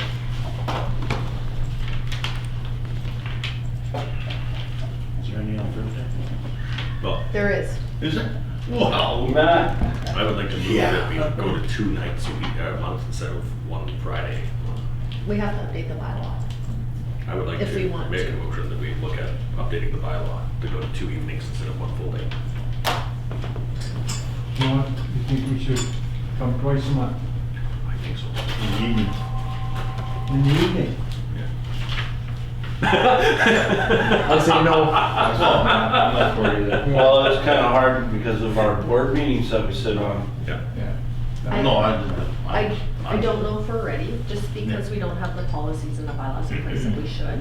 I think we need to do some legwork first, because I think there's a lot of things that are coming to council that if we had a bylaw or we had a policy, they wouldn't have to come. So we would just deal with it within the bylaw of who has the authority to do what have you. And then these meetings, I think, would be a lot faster.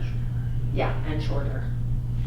Streamlined. I know like some of the RMs, you have the policies that at night they'll come in like on a Wednesday or whatever and do 2 hours. Yeah. They're done. Yeah. 2 hours and then 2 So weeks they got later, their 2 more policies hours in and done. place. Mhm. And everything is dealt with quicker on 2 times instead of waiting a whole month to get things Yeah. rolling.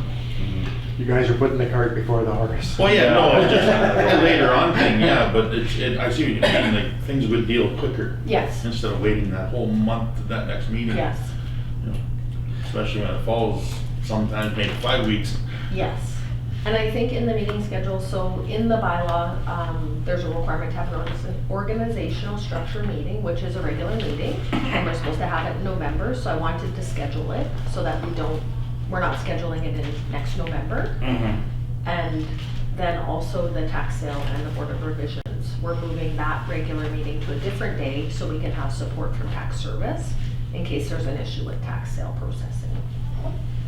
So I've already aligned those two, assessment and tax service, to agree that they would both do those meetings or they'll have those events held on those days. But we could move it if you guys don't want to do it. I think it's October 18, 17. 16 on here. Oh, 16, yeah, because this is this year's calendar. So that would be the Thursday. Awesome. When I looked at that, my schedule conflicts with every one of them, but that's okay.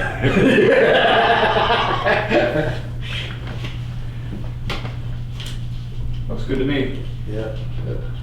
Can't see at least next year's meeting's not You Friday already the know. 13th. It's You Friday already the know what's 12th. going on. Move them all one day. Or we could even just accept it as information and then whatever you guys choose Yeah. later on. Let's with just bylaw. accept it. Let's just accept We it. Let's could- make it bold. we could decision. change that Accept it also. as it's written.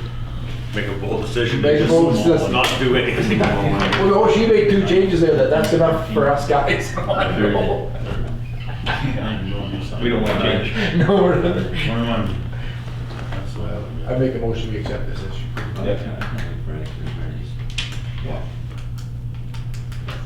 I'm good. Okay, whereas the 2025 meeting schedule has been presented, are we accepting it or not accepting it? Accepted. Sounded like it was an acceptance. Okay, therefore be it resolved that the meeting schedule be accepted as presented. Do I have a mover? We have to let Melissa have one say for the whole year. Yeah. I could get hit by a bus, so I want to make sure the next person filling in knows that tax sale is going to be on a specific day.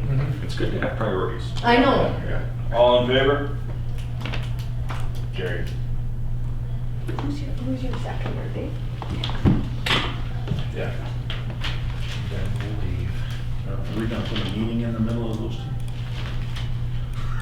Between the 14th of November, well, just not, that's fine. I know. If we need, we can call a special one any Yeah. time. We do, yeah, we just. Some restrictions done this year, so we'll see Yeah, the difference. there must be 4 or 5 this year already. Okay, animal control. Contract. Yeah. Animal control, not council.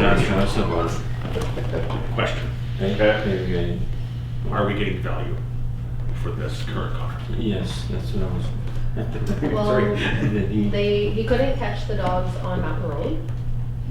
And he had reached out to some other animal catching folks and they had explained to him that that's the breed. They generally are very hard to catch. He tried to bait them, he put cages, he did all kinds of things up there and he was unable. I have heard there's only one left, so I don't know what happened to There is the only other. one left. There's only one left. So I'm not sure if the one is causing as much nuisance as It doesn't appear, it isn't, well, to what I've been told, no, it's been. pretty good. when there were two. But there is another little small, one disappeared, but one, we gained another one, but it's a little smaller. Oh. It's the appeal thing apparently, but it's, good thing it's cold, it's inside the house. The contract does expire at the end of this year, so we can decide to retender, we can decide to enter into a new contract, what have you. Our provider is going to be having some major surgery in the upcoming first of the year, so I don't think that he's going to be available anyway. So that might play into your decision a little bit as well. Just want to rephrase, I didn't want my comment to be taken as a criticism of the person doing the job. No. It was just a question about whether. Yeah, 'cause it's nice to have someone in place to do this because Yeah, trust me, I didn't get it. But, maybe we should be looking at this, we could do another tender and see what else comes up, and we can base it on that. We don't have to make a decision yes or no. No, right. If you do a tender, maybe somebody will come along and maybe retention fee monthly will be less, Yeah. where there's no interest. And it just leaves, things open for us to make a decision. Yeah, 'cause it's nice if there's, affordability was there, and nice to have someone in place to do those dirty jobs. It takes the council out of that situation, right? If that's what they do, they're equipped to do it. The tender gives us to explore their options. Absolutely. And sometimes, like, it's nice for me as well, I can just call him and say, hey, there's dogs running in Riding Mountain, can you go? So then he'll go, and some, in the situation, he couldn't find them, but then there was no issues, so I'm assuming somebody picked them up and took them in. They were just pups. So it's nice to be able to have somebody go and check it out and try to find these animals that are running, versus they call me and then what do I do? After that, Like, yeah. I'm not gonna jump in my car and go. No, you're Grab not, these you're not expected dogs. to either, so.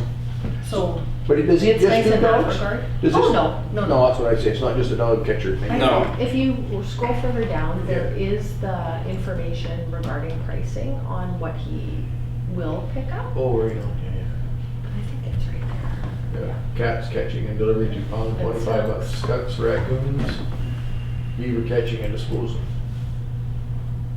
And then I think there's a little bit above that as We're well. running loose around here. Yeah. Yeah. Retain, oh yeah, dog catching for $50. And retain I horse. never do that. What's that? Just joking. He says like, hey, I seem to be right now. well, I believe it, yeah, but. But it's nice to So have. yeah, the tender process will just open options up. Yeah. And I think, is that what I wrote on the one tender? Contract, yeah, so council would like to advertise now, yeah. Okay. I was reading your minds. Easy, get out of there. Something you can't see. Yeah, you might not want me in. Scars for like 200 a month? Yeah. Maybe, I don't know, plus or plus. Okay, where's The council? thing is, the dog catcher currently, or the animal control officer that we currently have, he doesn't charge mileage, he doesn't charge, like, he just goes. So he did a bunch of legwork, he did set traps, he did put bait, he did those types of things, so that retainer fee is covering those types of activities for him. That's flat rate. And that's a flat rate, so if he goes up there 100 times, Yeah. No more. Pros and cons, everything. Yeah. yeah. But if he's already, we're talking about him may not be available, then the tender process maybe sparks somebody other interest. Yeah, yeah. That's what the way I'm looking at it. No, for sure, and we have enough problems in our municipal, it would hurt to have a person on there, assuming the tender works out, so. Yeah. Okay, where's council agree to accept the quote and enter into a new agreement with the animal control contractor as per question? Right, well, Resolution, yeah. So you guys agreed to accept the contract last June with this, and then that resolution said that we were gonna reevaluate in December. So then it says in the agreement, it's effective until December 2024, because I Yeah. put an actual end date on it, so that you guys could decide what you wanted to do. If you wanted to renew, or if you wanted to advertise, or what have you. So then I think I wrote the resolution to Yeah, to advertise. the council would like to Yeah. advertise the animal control enforcement contract again in the 2025 year. I just want to clarify something before we vote. You're paying him a retainer fee of $400 Mhm. plus dog catching and delivery to pound. Yeah. So he's charging us the $50 to catch the dog, or the $50 to attempt to catch the dog If each he time? catches it, only if he catches it. Okay, so right now, out of his pocket, he's doing as many trips as he feels necessary out of his $400 retainer. But a successful trapping is $50 fee. Yes. And then we've created paperwork for the contractor as well, so if he does catch an animal, he signs off that he caught it, and the vet signs off that he caught it, so that we know that we need to pay.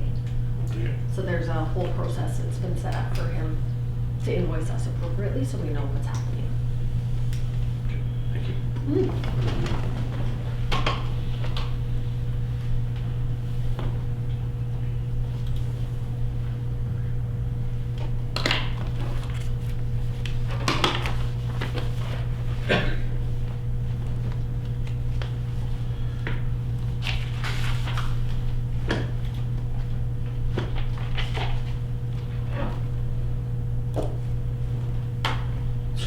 mover on this, I guess. Sure. Do Tarek. Seconder, Carlson. All in favor? Carried.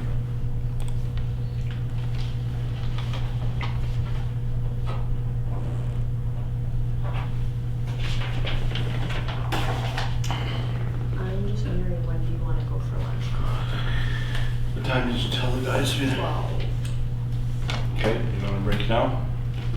What do you guys think? I think Break so. now? Break it down? Good time to get there. So we don't need to eat all the chicken.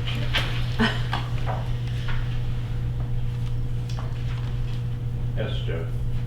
Before we go there, last year it was kind of a low-key affair because of noise and whatnot. And I just wondered if it's possible this year to kind of give like a thanks, appreciation, acknowledgement kind of a talk. Just a public one. So we will be handing out gift cards to the employees for their service, and then we'll be giving firefighters gift cards as well. So if, the Reeve Carl here would like to say a few words, I'll say it to you. that would be fantastic. It'll be pretty low key. Okay. Carl's gonna say a few words. I'm Hungarian, remember the slogans. Let's go back in. Which Christmas carol are you gonna sing? Yeah. That's the big We now join the meeting, I'm a big fan of the Rudolph one. 11:47. To break for lunch, do have a mover. Sheriff, Dave Better. Seconder, and for all in favor, carried. Regular council meeting reconvenes at 1:02. Do I have a mover? From Stone. Seconder, Carlson. All in favor, carried.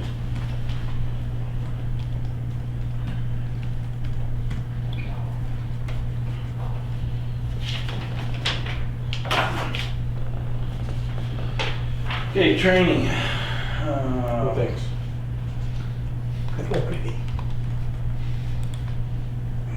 CO, it's for boot camp, right? Yep, You guys are asking permission to go?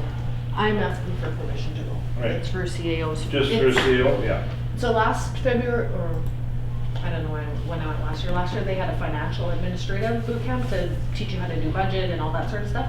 This is the second Part of it. part of it. The second, or another additional training on top of it, I guess, to do like strategic planning, and then how to make sure that council's wishes are being implemented and those types of things. Sorry, I'm just reading a fun evening of municipal story time. Oh, yeah. Oh, really? I'm just sorry. That's a dry.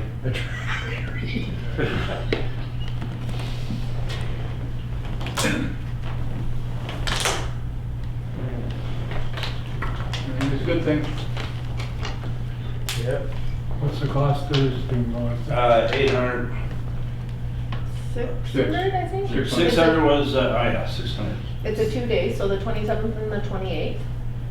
So it would include the, the fee to take the course, a hotel stay, and then usually they feed us all of our meals while we're there. So I don't think that there would be any meal charges or Yeah. anything like that. This is where, Winnipeg? In Winnipeg. Yeah. So, Yeah, member registration, $600.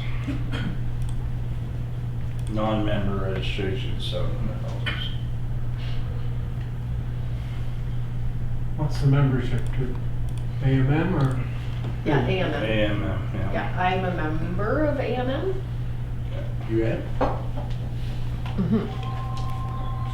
I think Yeah. that money spent on training is not wasted ever. No. But I just wanted to mention that we talked about how we didn't have money in the budget for training. So do we have money in the budget for this? It's for 2025, so I would budget it for 2025. Sorry. Yeah. Okay.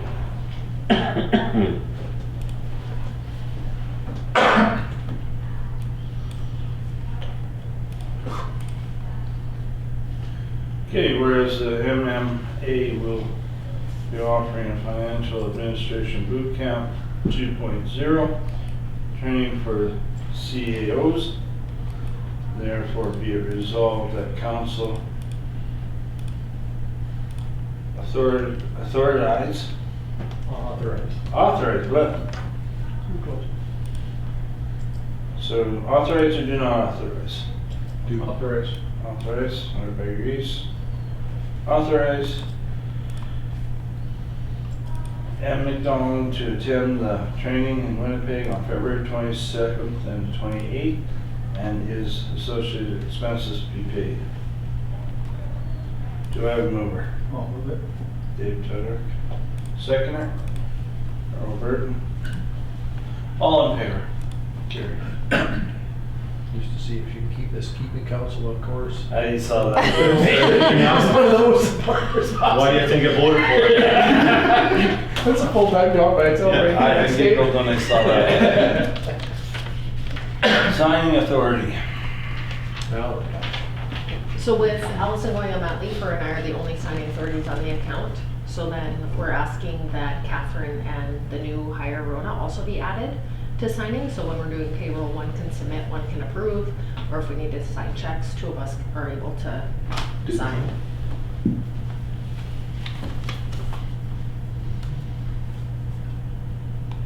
I see the gears working. I just, Because they have a signing authority right now. yeah, but 2 signatures required. 2 signatures required. So one of them has to be you.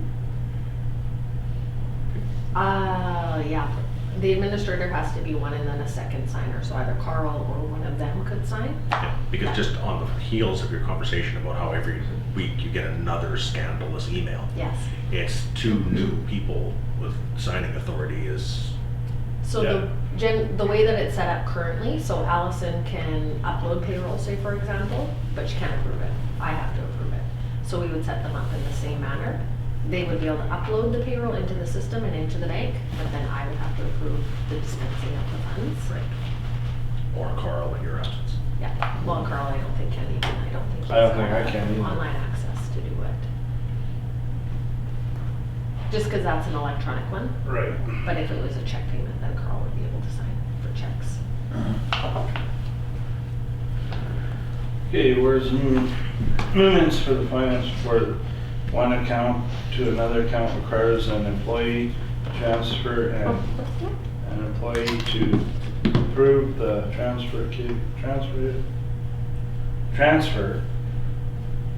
Whereas payroll requires one employee to credit the payroll and one to approve the payroll. And whereas checks require 2 signatures, therefore be it resolved that the Council of the RM of Rosedale authorizes Catherine Galoy and Rona Gonzalez be approved to sign authority at the Stride Credit Union Bank. Do I have a mover? Howard Scott. Seconder. David Tudor. All in favor? Sure.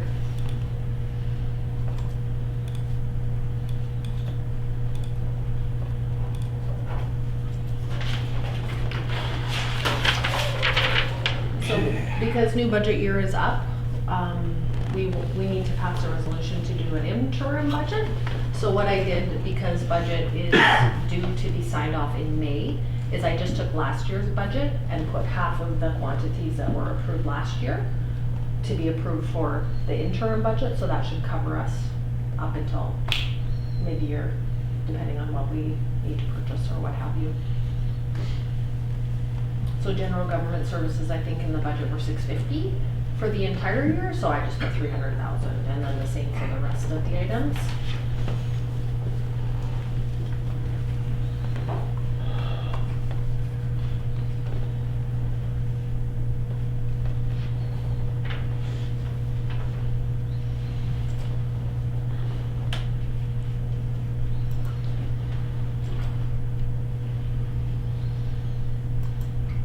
So we have to pass a resolution on this one?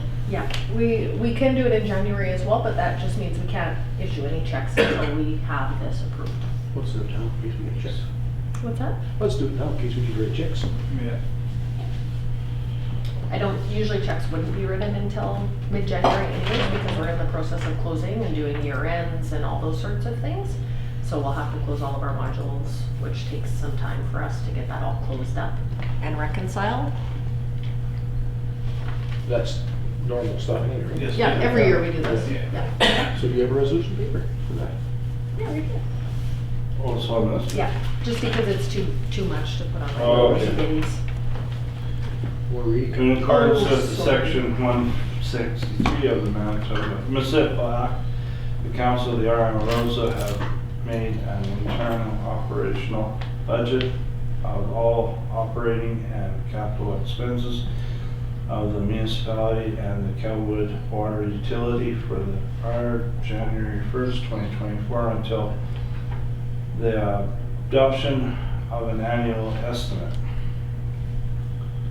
Operating requirements, general government services, $300,000, protective service, $50,000, transport service, $450,000, public health and welfare, $10,000, environment development, $10,000, economic development, $25,000,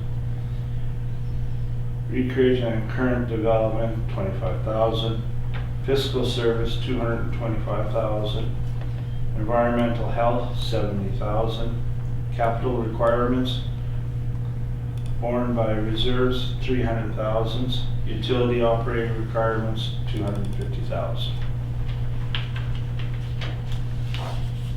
Do we have a mover? Sure.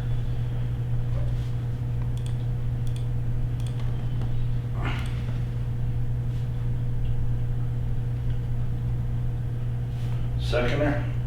Sure. Good, Tara.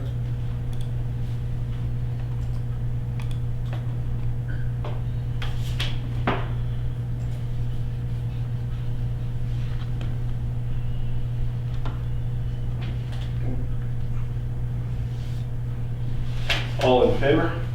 Carried.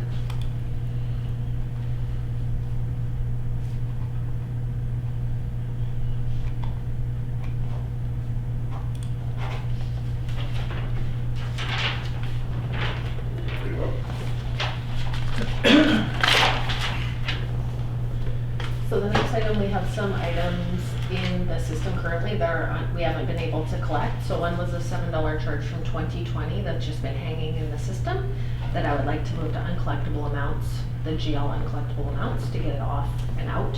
The person that is owing the money no longer owns property, so we can't move it to their tax account. And then the second one is a $262 charge for grass cutting. The same situation, the person no longer owns property. The invoice originally was set up and it didn't tie it to a roll number.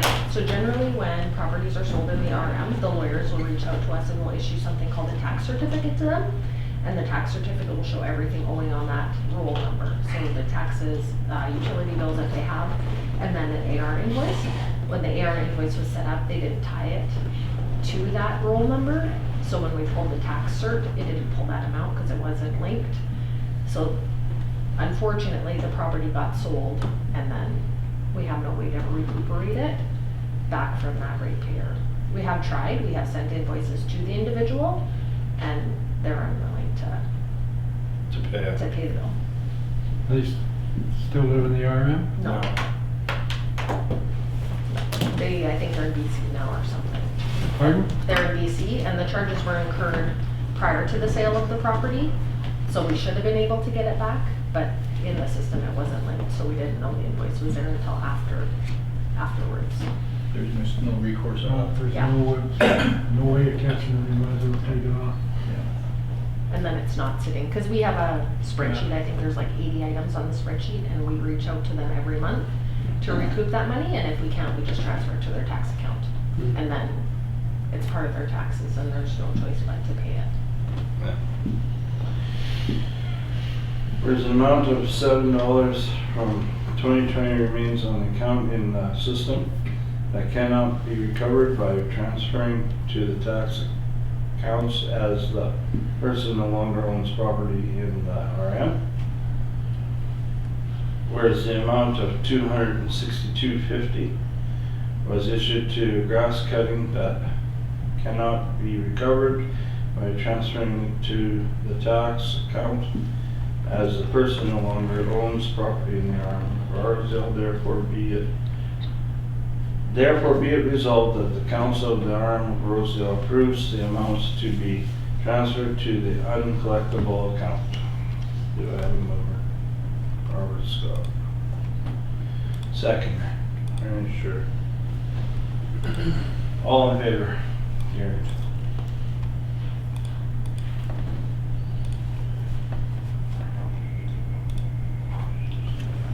Okay, unfinished business. Tilling project. Motion. So this is the tiling project that was motioned last, Or tiling. last meeting, to open up the motion to remove an item on there, because water stewardship doesn't decide the culvert, size. But I'm asking that council table this item until we can work everything out with planning district in regards to the tiling. Agreed. Okay, MWSB water line extension. So the attachments will show you various states of a property. So my understanding is we did a water line extension back in 2019, and the contractor didn't return the property to the state that it was, to satisfy water stewardship. And then now we went in and I think we fixed the water line break, so the ditch is quite dug up. So the water stewardship gentleman doesn't think that he can go back to the contractor now and say, you need to fix this, because we've done work after the fact. So there's pictures in there from original state, what it looked like. And then there's a picture of how the contractor left it, which looks quite nice. It just needed to be seeded, in my opinion. And then there's another picture of what it looks like after we did. I think we did work in there, or somebody went in and ditched. I'm not quite sure exactly what actually happened there. So you're saying that's how the contractor left it? Yes. Is that what? Yeah. It's in the pic, we'll close that one up, Robert, and go to the next line down. So then water stewardship did hold back $1,000 from the contractor that they're not going to release. They're going to give it to us once we sign the contract of completion. So I just need authority to sign that contract from you guys, and then they'll send the contract for completion also to the contractor to sign off, and then they would transfer the $1,000 towards us so we can fix up the ditch. I don't know where that is. That's my Aunt Gladys's house. Mr. Burton, yeah. Is that, okay, I'm not familiar, is that fair to the contractor? I'll show you what he did after. Well, I think water stewardship's been chasing him since 2019, so they followed up and they followed up and they followed up, and then he never completed it, and then we went to That ditch was the way stuff, it so was after he, that was when we got the rate. I don't think he thinks it's fair to go back to the contractor now and say, hey, you need I to fix figured that's this. what the line went, yeah, to the rate, Right? okay. So, because there's been additional work, he would just transfer the funds to us so that we could use those funds to fix up the ditch area and return it to the state previously. That's a fair assessment. That's all. Okay. That's the way I understand. I reached out to Cheyenne and she can't remember us fixing a break there, but I don't know why else the ditch would look like that, unless he was ditching That's the way I himself, understand it. the repair. Yeah. Well, that's. This is how the RM of Rosedale left it. That's how it looks now in November. That big trench. That one. Yeah. I'm not sure how it got there. I'm not sure if we did the work. I'm not sure if we had another contractor to fix a leak. I'm not sure if somebody ditched. I'm not sure exactly what occurred. I just have the pictures in the point in time where it looked like this and now it looks like this. And Yeah, because we actually hauled a couple of loads of dirt around the edge of the road from that mess, just to get it so the snow didn't trap there. Last fall actually, Okay. but I mean, that hole was still there, so. I think that picture's like November 7th or something, 2024. And then the previous picture of the way that the ground was left by the contractor, I think, was June 2023 or something. So there's a year there. I don't know what happened.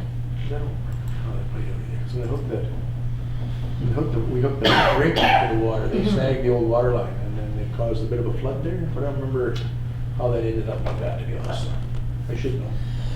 But I don't. We hauled a couple loads of dirt out of there just to get it off the road, because it was like this high and the snow was gonna catch against that, so we took that away just because it was horrible. It was gooey there all along.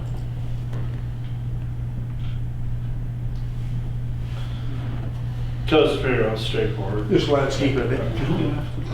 Well, I don't really know the answer to that question. I wouldn't say, I can't remember whether we had a water break like Melissa said yes or not after the fact. Can't remember. After the hookup. After the, because I know they had a little food pile when they did the hookup, but that was fixed at the time. Yeah, I'm not quite sure how it ended up. Well, either way, it's just, we get the $1,000 and fix it. Fix it up, yeah. Yeah. Little landscape thing over here for the dirt.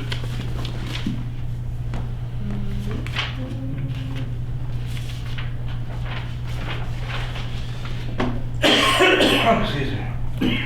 Was that right to west of the rink? Yeah. Yeah. Two elderly folks that I know very well live right there. Two elderly folks that I know very well live right there. And she'll be watching this meeting, so you guys all smile.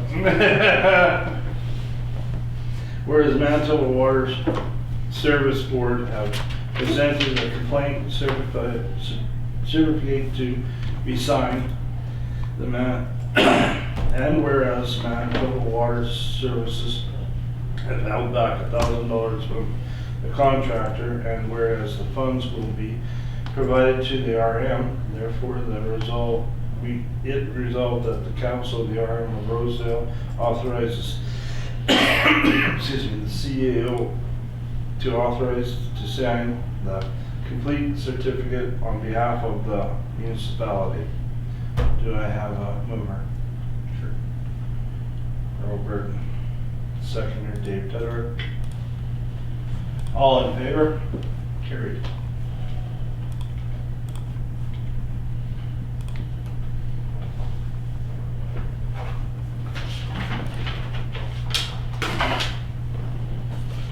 Hey, committee reports. Everybody going through them?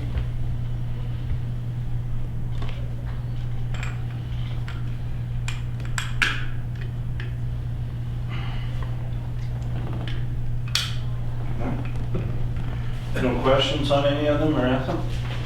All right.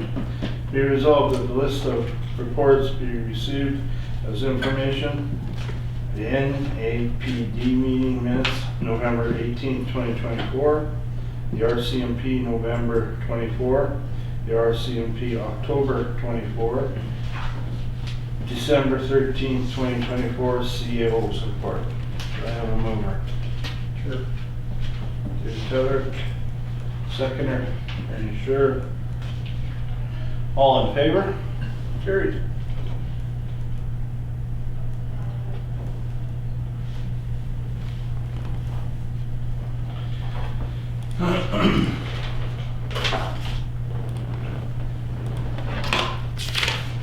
Alrighty, open discussion. Anybody got anything else they want to add to? I think we were talking earlier about the Plains Foundation about lump sum money as being part of our possible criteria going forward for allocating funds to certain community groups. There's some value in that. I've thought about it because then it takes the equation of us out of it somewhat, and then if there's, that way a committee can't come back and say, you guys didn't give us any money or something like that. You go back to the Plains Foundation and say, okay, well, we already did our part. So then it's the bigger picture's on that. So, food for thought, everybody can just think of that way, and so that is. So, it takes out some personal connection maybe, but sometimes that's better than not better than the other side of it, so. Pros and cons. There is pros and cons to it, yeah. But it's something for us to think about. I mean, we just need a deadline. Yeah, a deadline. Oh, absolutely. We One need a time in the year, deadline. done. Yeah. And then have, like I say, a little pot for like sport thing, just for sports. Yeah. Like if somebody Yeah, said, yeah. it's a sporting event, Events, yeah. you know, and you help. Because we're always going to come up with that, right? You're never gonna get it all. Well, that's the thing, they can't book a tournament. No. No. Baseball tournament, because they don't know what's going on yet, so. Well, it can be also the fundraising committee where maybe Franklin Hall decides they're gonna have a apple blocking competition or something. You never know. I'm just Not today. Not today. Yeah. You wait till 1:40 and start giving out home brew. Yeah, you know, that's right. Might have a boxing match there or something, I never know. Jeff? Quick thing about I went to the sub-district meeting for the wetland watershed. And I don't know if it came up at the meetings that you guys went to, but they were talking, I heard you guys talking about GRK screws for bridges and decking and whatnot. And that topic came up at this meeting as well. And they found that the GRK screws are better results and are more cost effective than spikes. That we did that on that boundary bridge. That's Yeah. already done. Yeah, and that's why I had come up at that last meeting, because they were looking at the invoice for it. Yeah. So, and these guys were talking independently, and they switched over from spikes to screws, just because they work better long term. Very good, Cindy. Yeah. And then the other thing they were talking about was they're switching their mowing schedule. I guess at the meeting, they just discussed how mowing grass runways and whatnot by the watershed district last year was terrible. So they're making some changes for this year. And so they just talked about how they're gonna save, they switched to a July mowing to save $20 per hour per unit. But they found that unless you can mow the bottom of the ditches, mowing the tops was useless. So there was just a bit of discussion how they're gonna be a more effective mowing strategy going forward, so. And again, with that, Mother Nature plays into that too. I mean, if it's pouring for 2 weeks solid, you're not gonna get in there to mow, so. And then the spring too, that's great. Very, would be great, probably. And the other thing that they talked about on the entire, the Lake Winnipeg Basin side, at the provincial conference, was they're talking about going in when the bottoms of those freshettes and grass runways are wet. And they've got some specialized, like basically track holes with flotation. And they're taking out all the vegetation they can, but they're not mowing it in place, they're removing it. Because they're trying to get as much of the phosphorus and nitrate buildup that's in all of our sloughs and runways. They're trying to get that out of the system before it gets to Lake Winnipeg. And I guess they've had some success, so I don't know if we're gonna start seeing that here or not. But in some of the boggier areas, they're deliberately targeting wet times so that we can get everything when it's in peak nutrient uptake, but not leaving it, taking it away. And then actually they're trying to make biochar out of some of the cattails so that they can control. They're taking all that green material, and then they're taking that and making biochar out of it. So they're putting it into a pressure container, heating it up but without open flame, so that they get that pyrolysis, so they cook off all the stuff they want, and they end up with essentially a nutrient-rich charcoal. And then that nutrient-rich charcoal has removed all of the phosphorus and whatnot from the basin, but now we can put it into somebody's garden, was kind of the thinking. So it sounded to me like it was still on the science experiment side, but over the years, I don't know, maybe we'll start to see some of it here. Because eventually they're gonna get a head in the other places and end up in, like, starting at Sandy Bay and coming up to the escarpment. And that's all the stuff that really caught my ear about that. It was a very short meeting, and the mill rate apparently is gonna be the same as last year. Good to know. And they have a small surplus for the district, like the 39, I think it is. They have a small surplus, but they anticipate that going away soon. So I just raised my head and said yes. The Turtle Rivers meet we just had on, when was that, Tuesday? Some of the same discussion was had too. Oh, yeah. But the same thing too, their funding is a huge part of it. Unfortunately, we in Rosedale only have a small piece of pie in the Turtle River division, but still it's all part of it. So talking about saying they're having a big district meeting, I guess, with the watershed. That was on Wednesday, Thursday, so it's all conversation what it is. And there's bigger problems with that within this way, I'm sure. Yeah. Oh, yes. Yeah. It's huge up there now. Yeah. It's a huge division and lots of water there, so their infrastructure, their bridge infrastructure is something to be desired. That's what you put it. Okay, anything else? I had a phone call about snow fence. I guess I don't know if Nestor phoned you at all. Who? Nestor Nugent. No. See, I guess he was wanting that fence put up in his place. You guys agreed to it or something? What's Steve talking about? Steve Bogowski did, yeah. but it snowed before we could get the fence put up, and now there's too much snow, right, so we can't put the fence up with the Okay. snow, but we will be snow trapping up there. Okay, yeah, he Yeah. questioned me about it, and he said, are they gonna trap us? Yeah, I'll ask him. because I think the first snowfall came like December 3rd, Mhm. and we've basically been cleaning snow and scraping ice since December 3rd, and now that we have some time, we'll go in and snow trap. And we should be able to build mountainous snow traps, because we have lots of snow. Well, yeah, it's not, Yeah. it's like on 471, I come down today, it needs probably 2 miles of snow trapping there. Yeah, it's building up there pretty Pretty good. hard, pretty hard. I did talk to Jerry Colasar about the snow trapping on 471, and we sectioned off Mhm. an area on 471 to snow trap. So And we the have it on school the bus maps. road actually too, now, I don't know if the guys are familiar with it. On 92 west, Yeah, 92 is, the full 92 is on the but there's. priority routes. Yeah, but full 92 doesn't have to be now. The school bus comes from 265 just to Brannix. It doesn't come from the north anymore. We'll have to look at the maps. We just got new maps. They must have changed. They must have changed They it. So we changed can this reach out, last year, or this season, I should say. Yeah. we'll check the maps, because we just got new maps Okay. from Brandon School Division. Because we were Or tracking their. PSD. Yeah, Beautiful whole place, stretch. yeah. Beautiful Yeah, place, yeah. In a sense. But why wouldn't we trap the whole thing on, when I guess. Well, no, My I'm not saying not perspective, to. not because it's school bus road, just because it gets rid of, bigger problems. Oh, I would definitely trap- agree. I would trap the whole thing. I would definitely agree, but I That's just my thought- opinion, though. No, I agree, because we did it years ago, Yeah. but I just thought if it's not a school bus road. Because I know to the south it needs it, of Brannix. Yeah. And he said he's okay with it, and I chatted him up.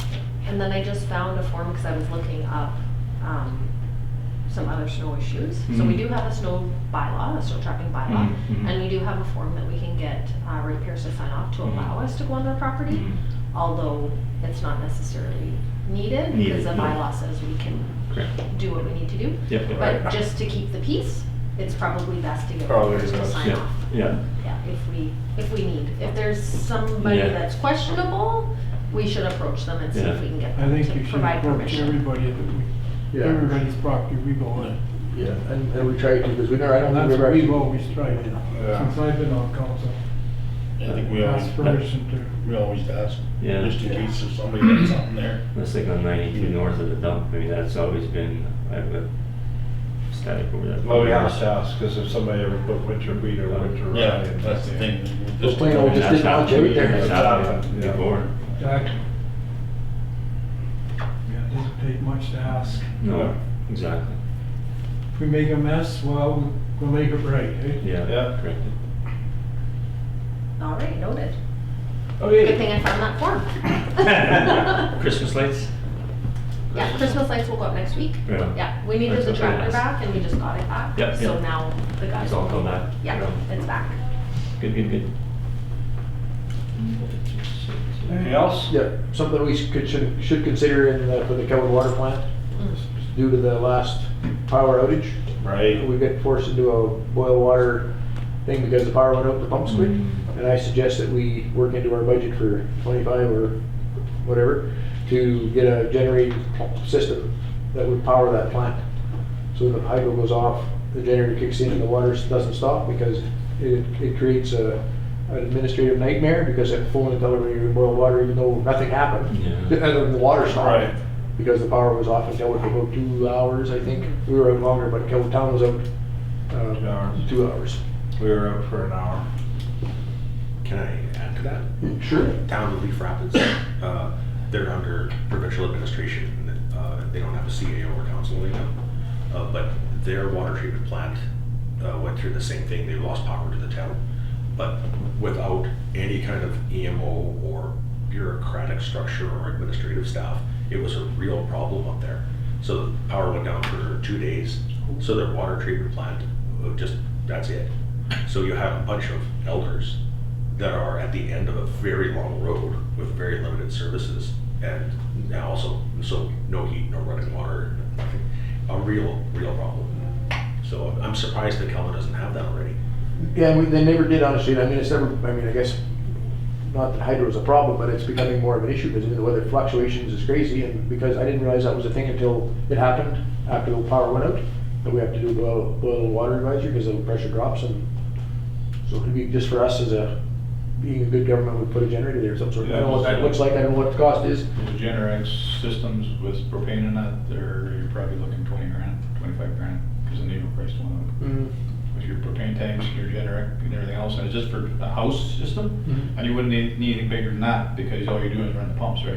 Yes, So you don't need a lot of and then heat kilowatts. in the building, yeah. Yeah, so you're probably gonna be looking 20, 25 grand, top of my head. Yeah, so it'd be something to look into for us, because it would be But proper. to have power that. goes off, it automatically kicks in, you're done. Yeah. Yeah, it's all propane. Because that would be the best way for that system. Yeah. That's just an opinion or Mhm. food for thought. Propane's probably better than diesel generator, but, Yeah. cause you don't have to worry about being cold and I everything. guess on the other hand, that Eaton plant should likely have the Yeah, I know same. why, I know. Everything I- for power is interesting. Yeah, I'll have to check with the town of Nipawk, 'cause I know they are Yeah. responsible for the meter, but we're responsible for the pumps. And I agree, we should have some sort They got of diesels. backup system there as well, because we They have to got a go reset C-can those that's- pumps as well, because the power went out As there. much fit in the bottom. Okay. We didn't lose pressure at Generator the sits pump on house, we top. still had 50 PSI. So if we drop below Since 20, it's that's C-can. when the Yeah, like the issues C-can. arise. Oh, under But we 20 still, pounds. yeah, but we still had pressure when That's Rob all went to it is. reset, so.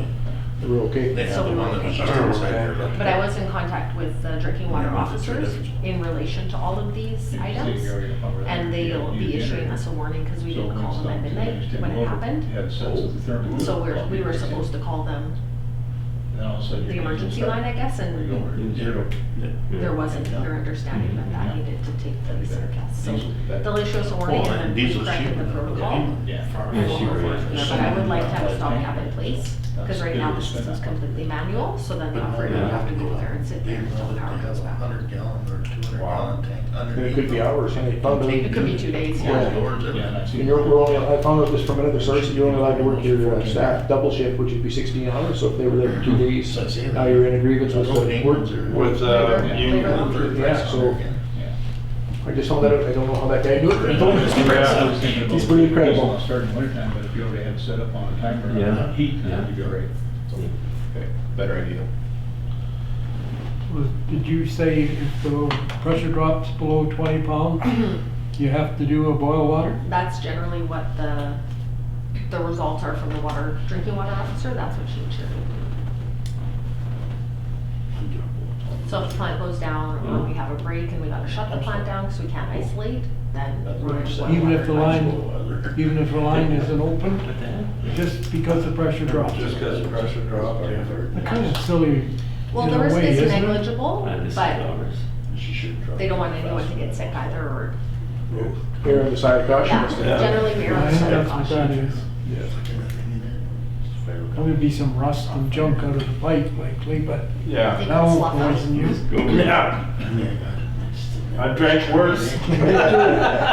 Yeah. So we did draw samples and we did send them in just to be safe, just so we have some science. Yeah. Yeah. But you're gonna do 3 times in a row, right? You gotta have 3 clean samples? Or Just the ones that she said, just send, I said, just as a precautionary measure, because we reported it the next day. Okay. The risk is basically gone, right? You need to report it immediately, notify everybody immediately, so then we can save everybody from themselves, I guess, from drinking their water, but I did question her on when it happens at midnight and we're in a manual system where we phone everybody.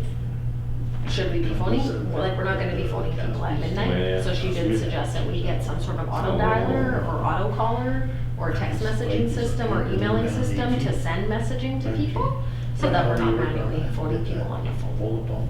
I know town of Maple has it, so then if we say garbage delivery or garbage pickup is delayed, they just send us all a text message. And then you know, and it works very well. The hurdle we have is we have a lot of folks that don't have cell phones. Cell phones, yeah. So then, Spokesman. yeah, Especially Kelwood would be, like he. Don't say it like that, Robert.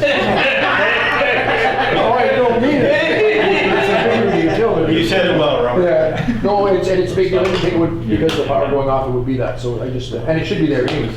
Yeah. Peace of mind for Cheyenne and staff working there, so. Absolutely. They're not stupid like that. We have been sending mailers out to people, so in their tax statements, they got a sheet of paper telling them to update their contact information. When they come and pay utility bills, we say, hey, is this still your contact information? Can we have your email? And some people will provide that information. Some people will even provide their phone numbers to us.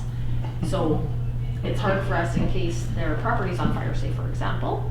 It'd be nice to be able to call them and let them know. Exactly. But if they won't provide us their contact details, then it's a challenge. Yeah. Anything else? Top secret.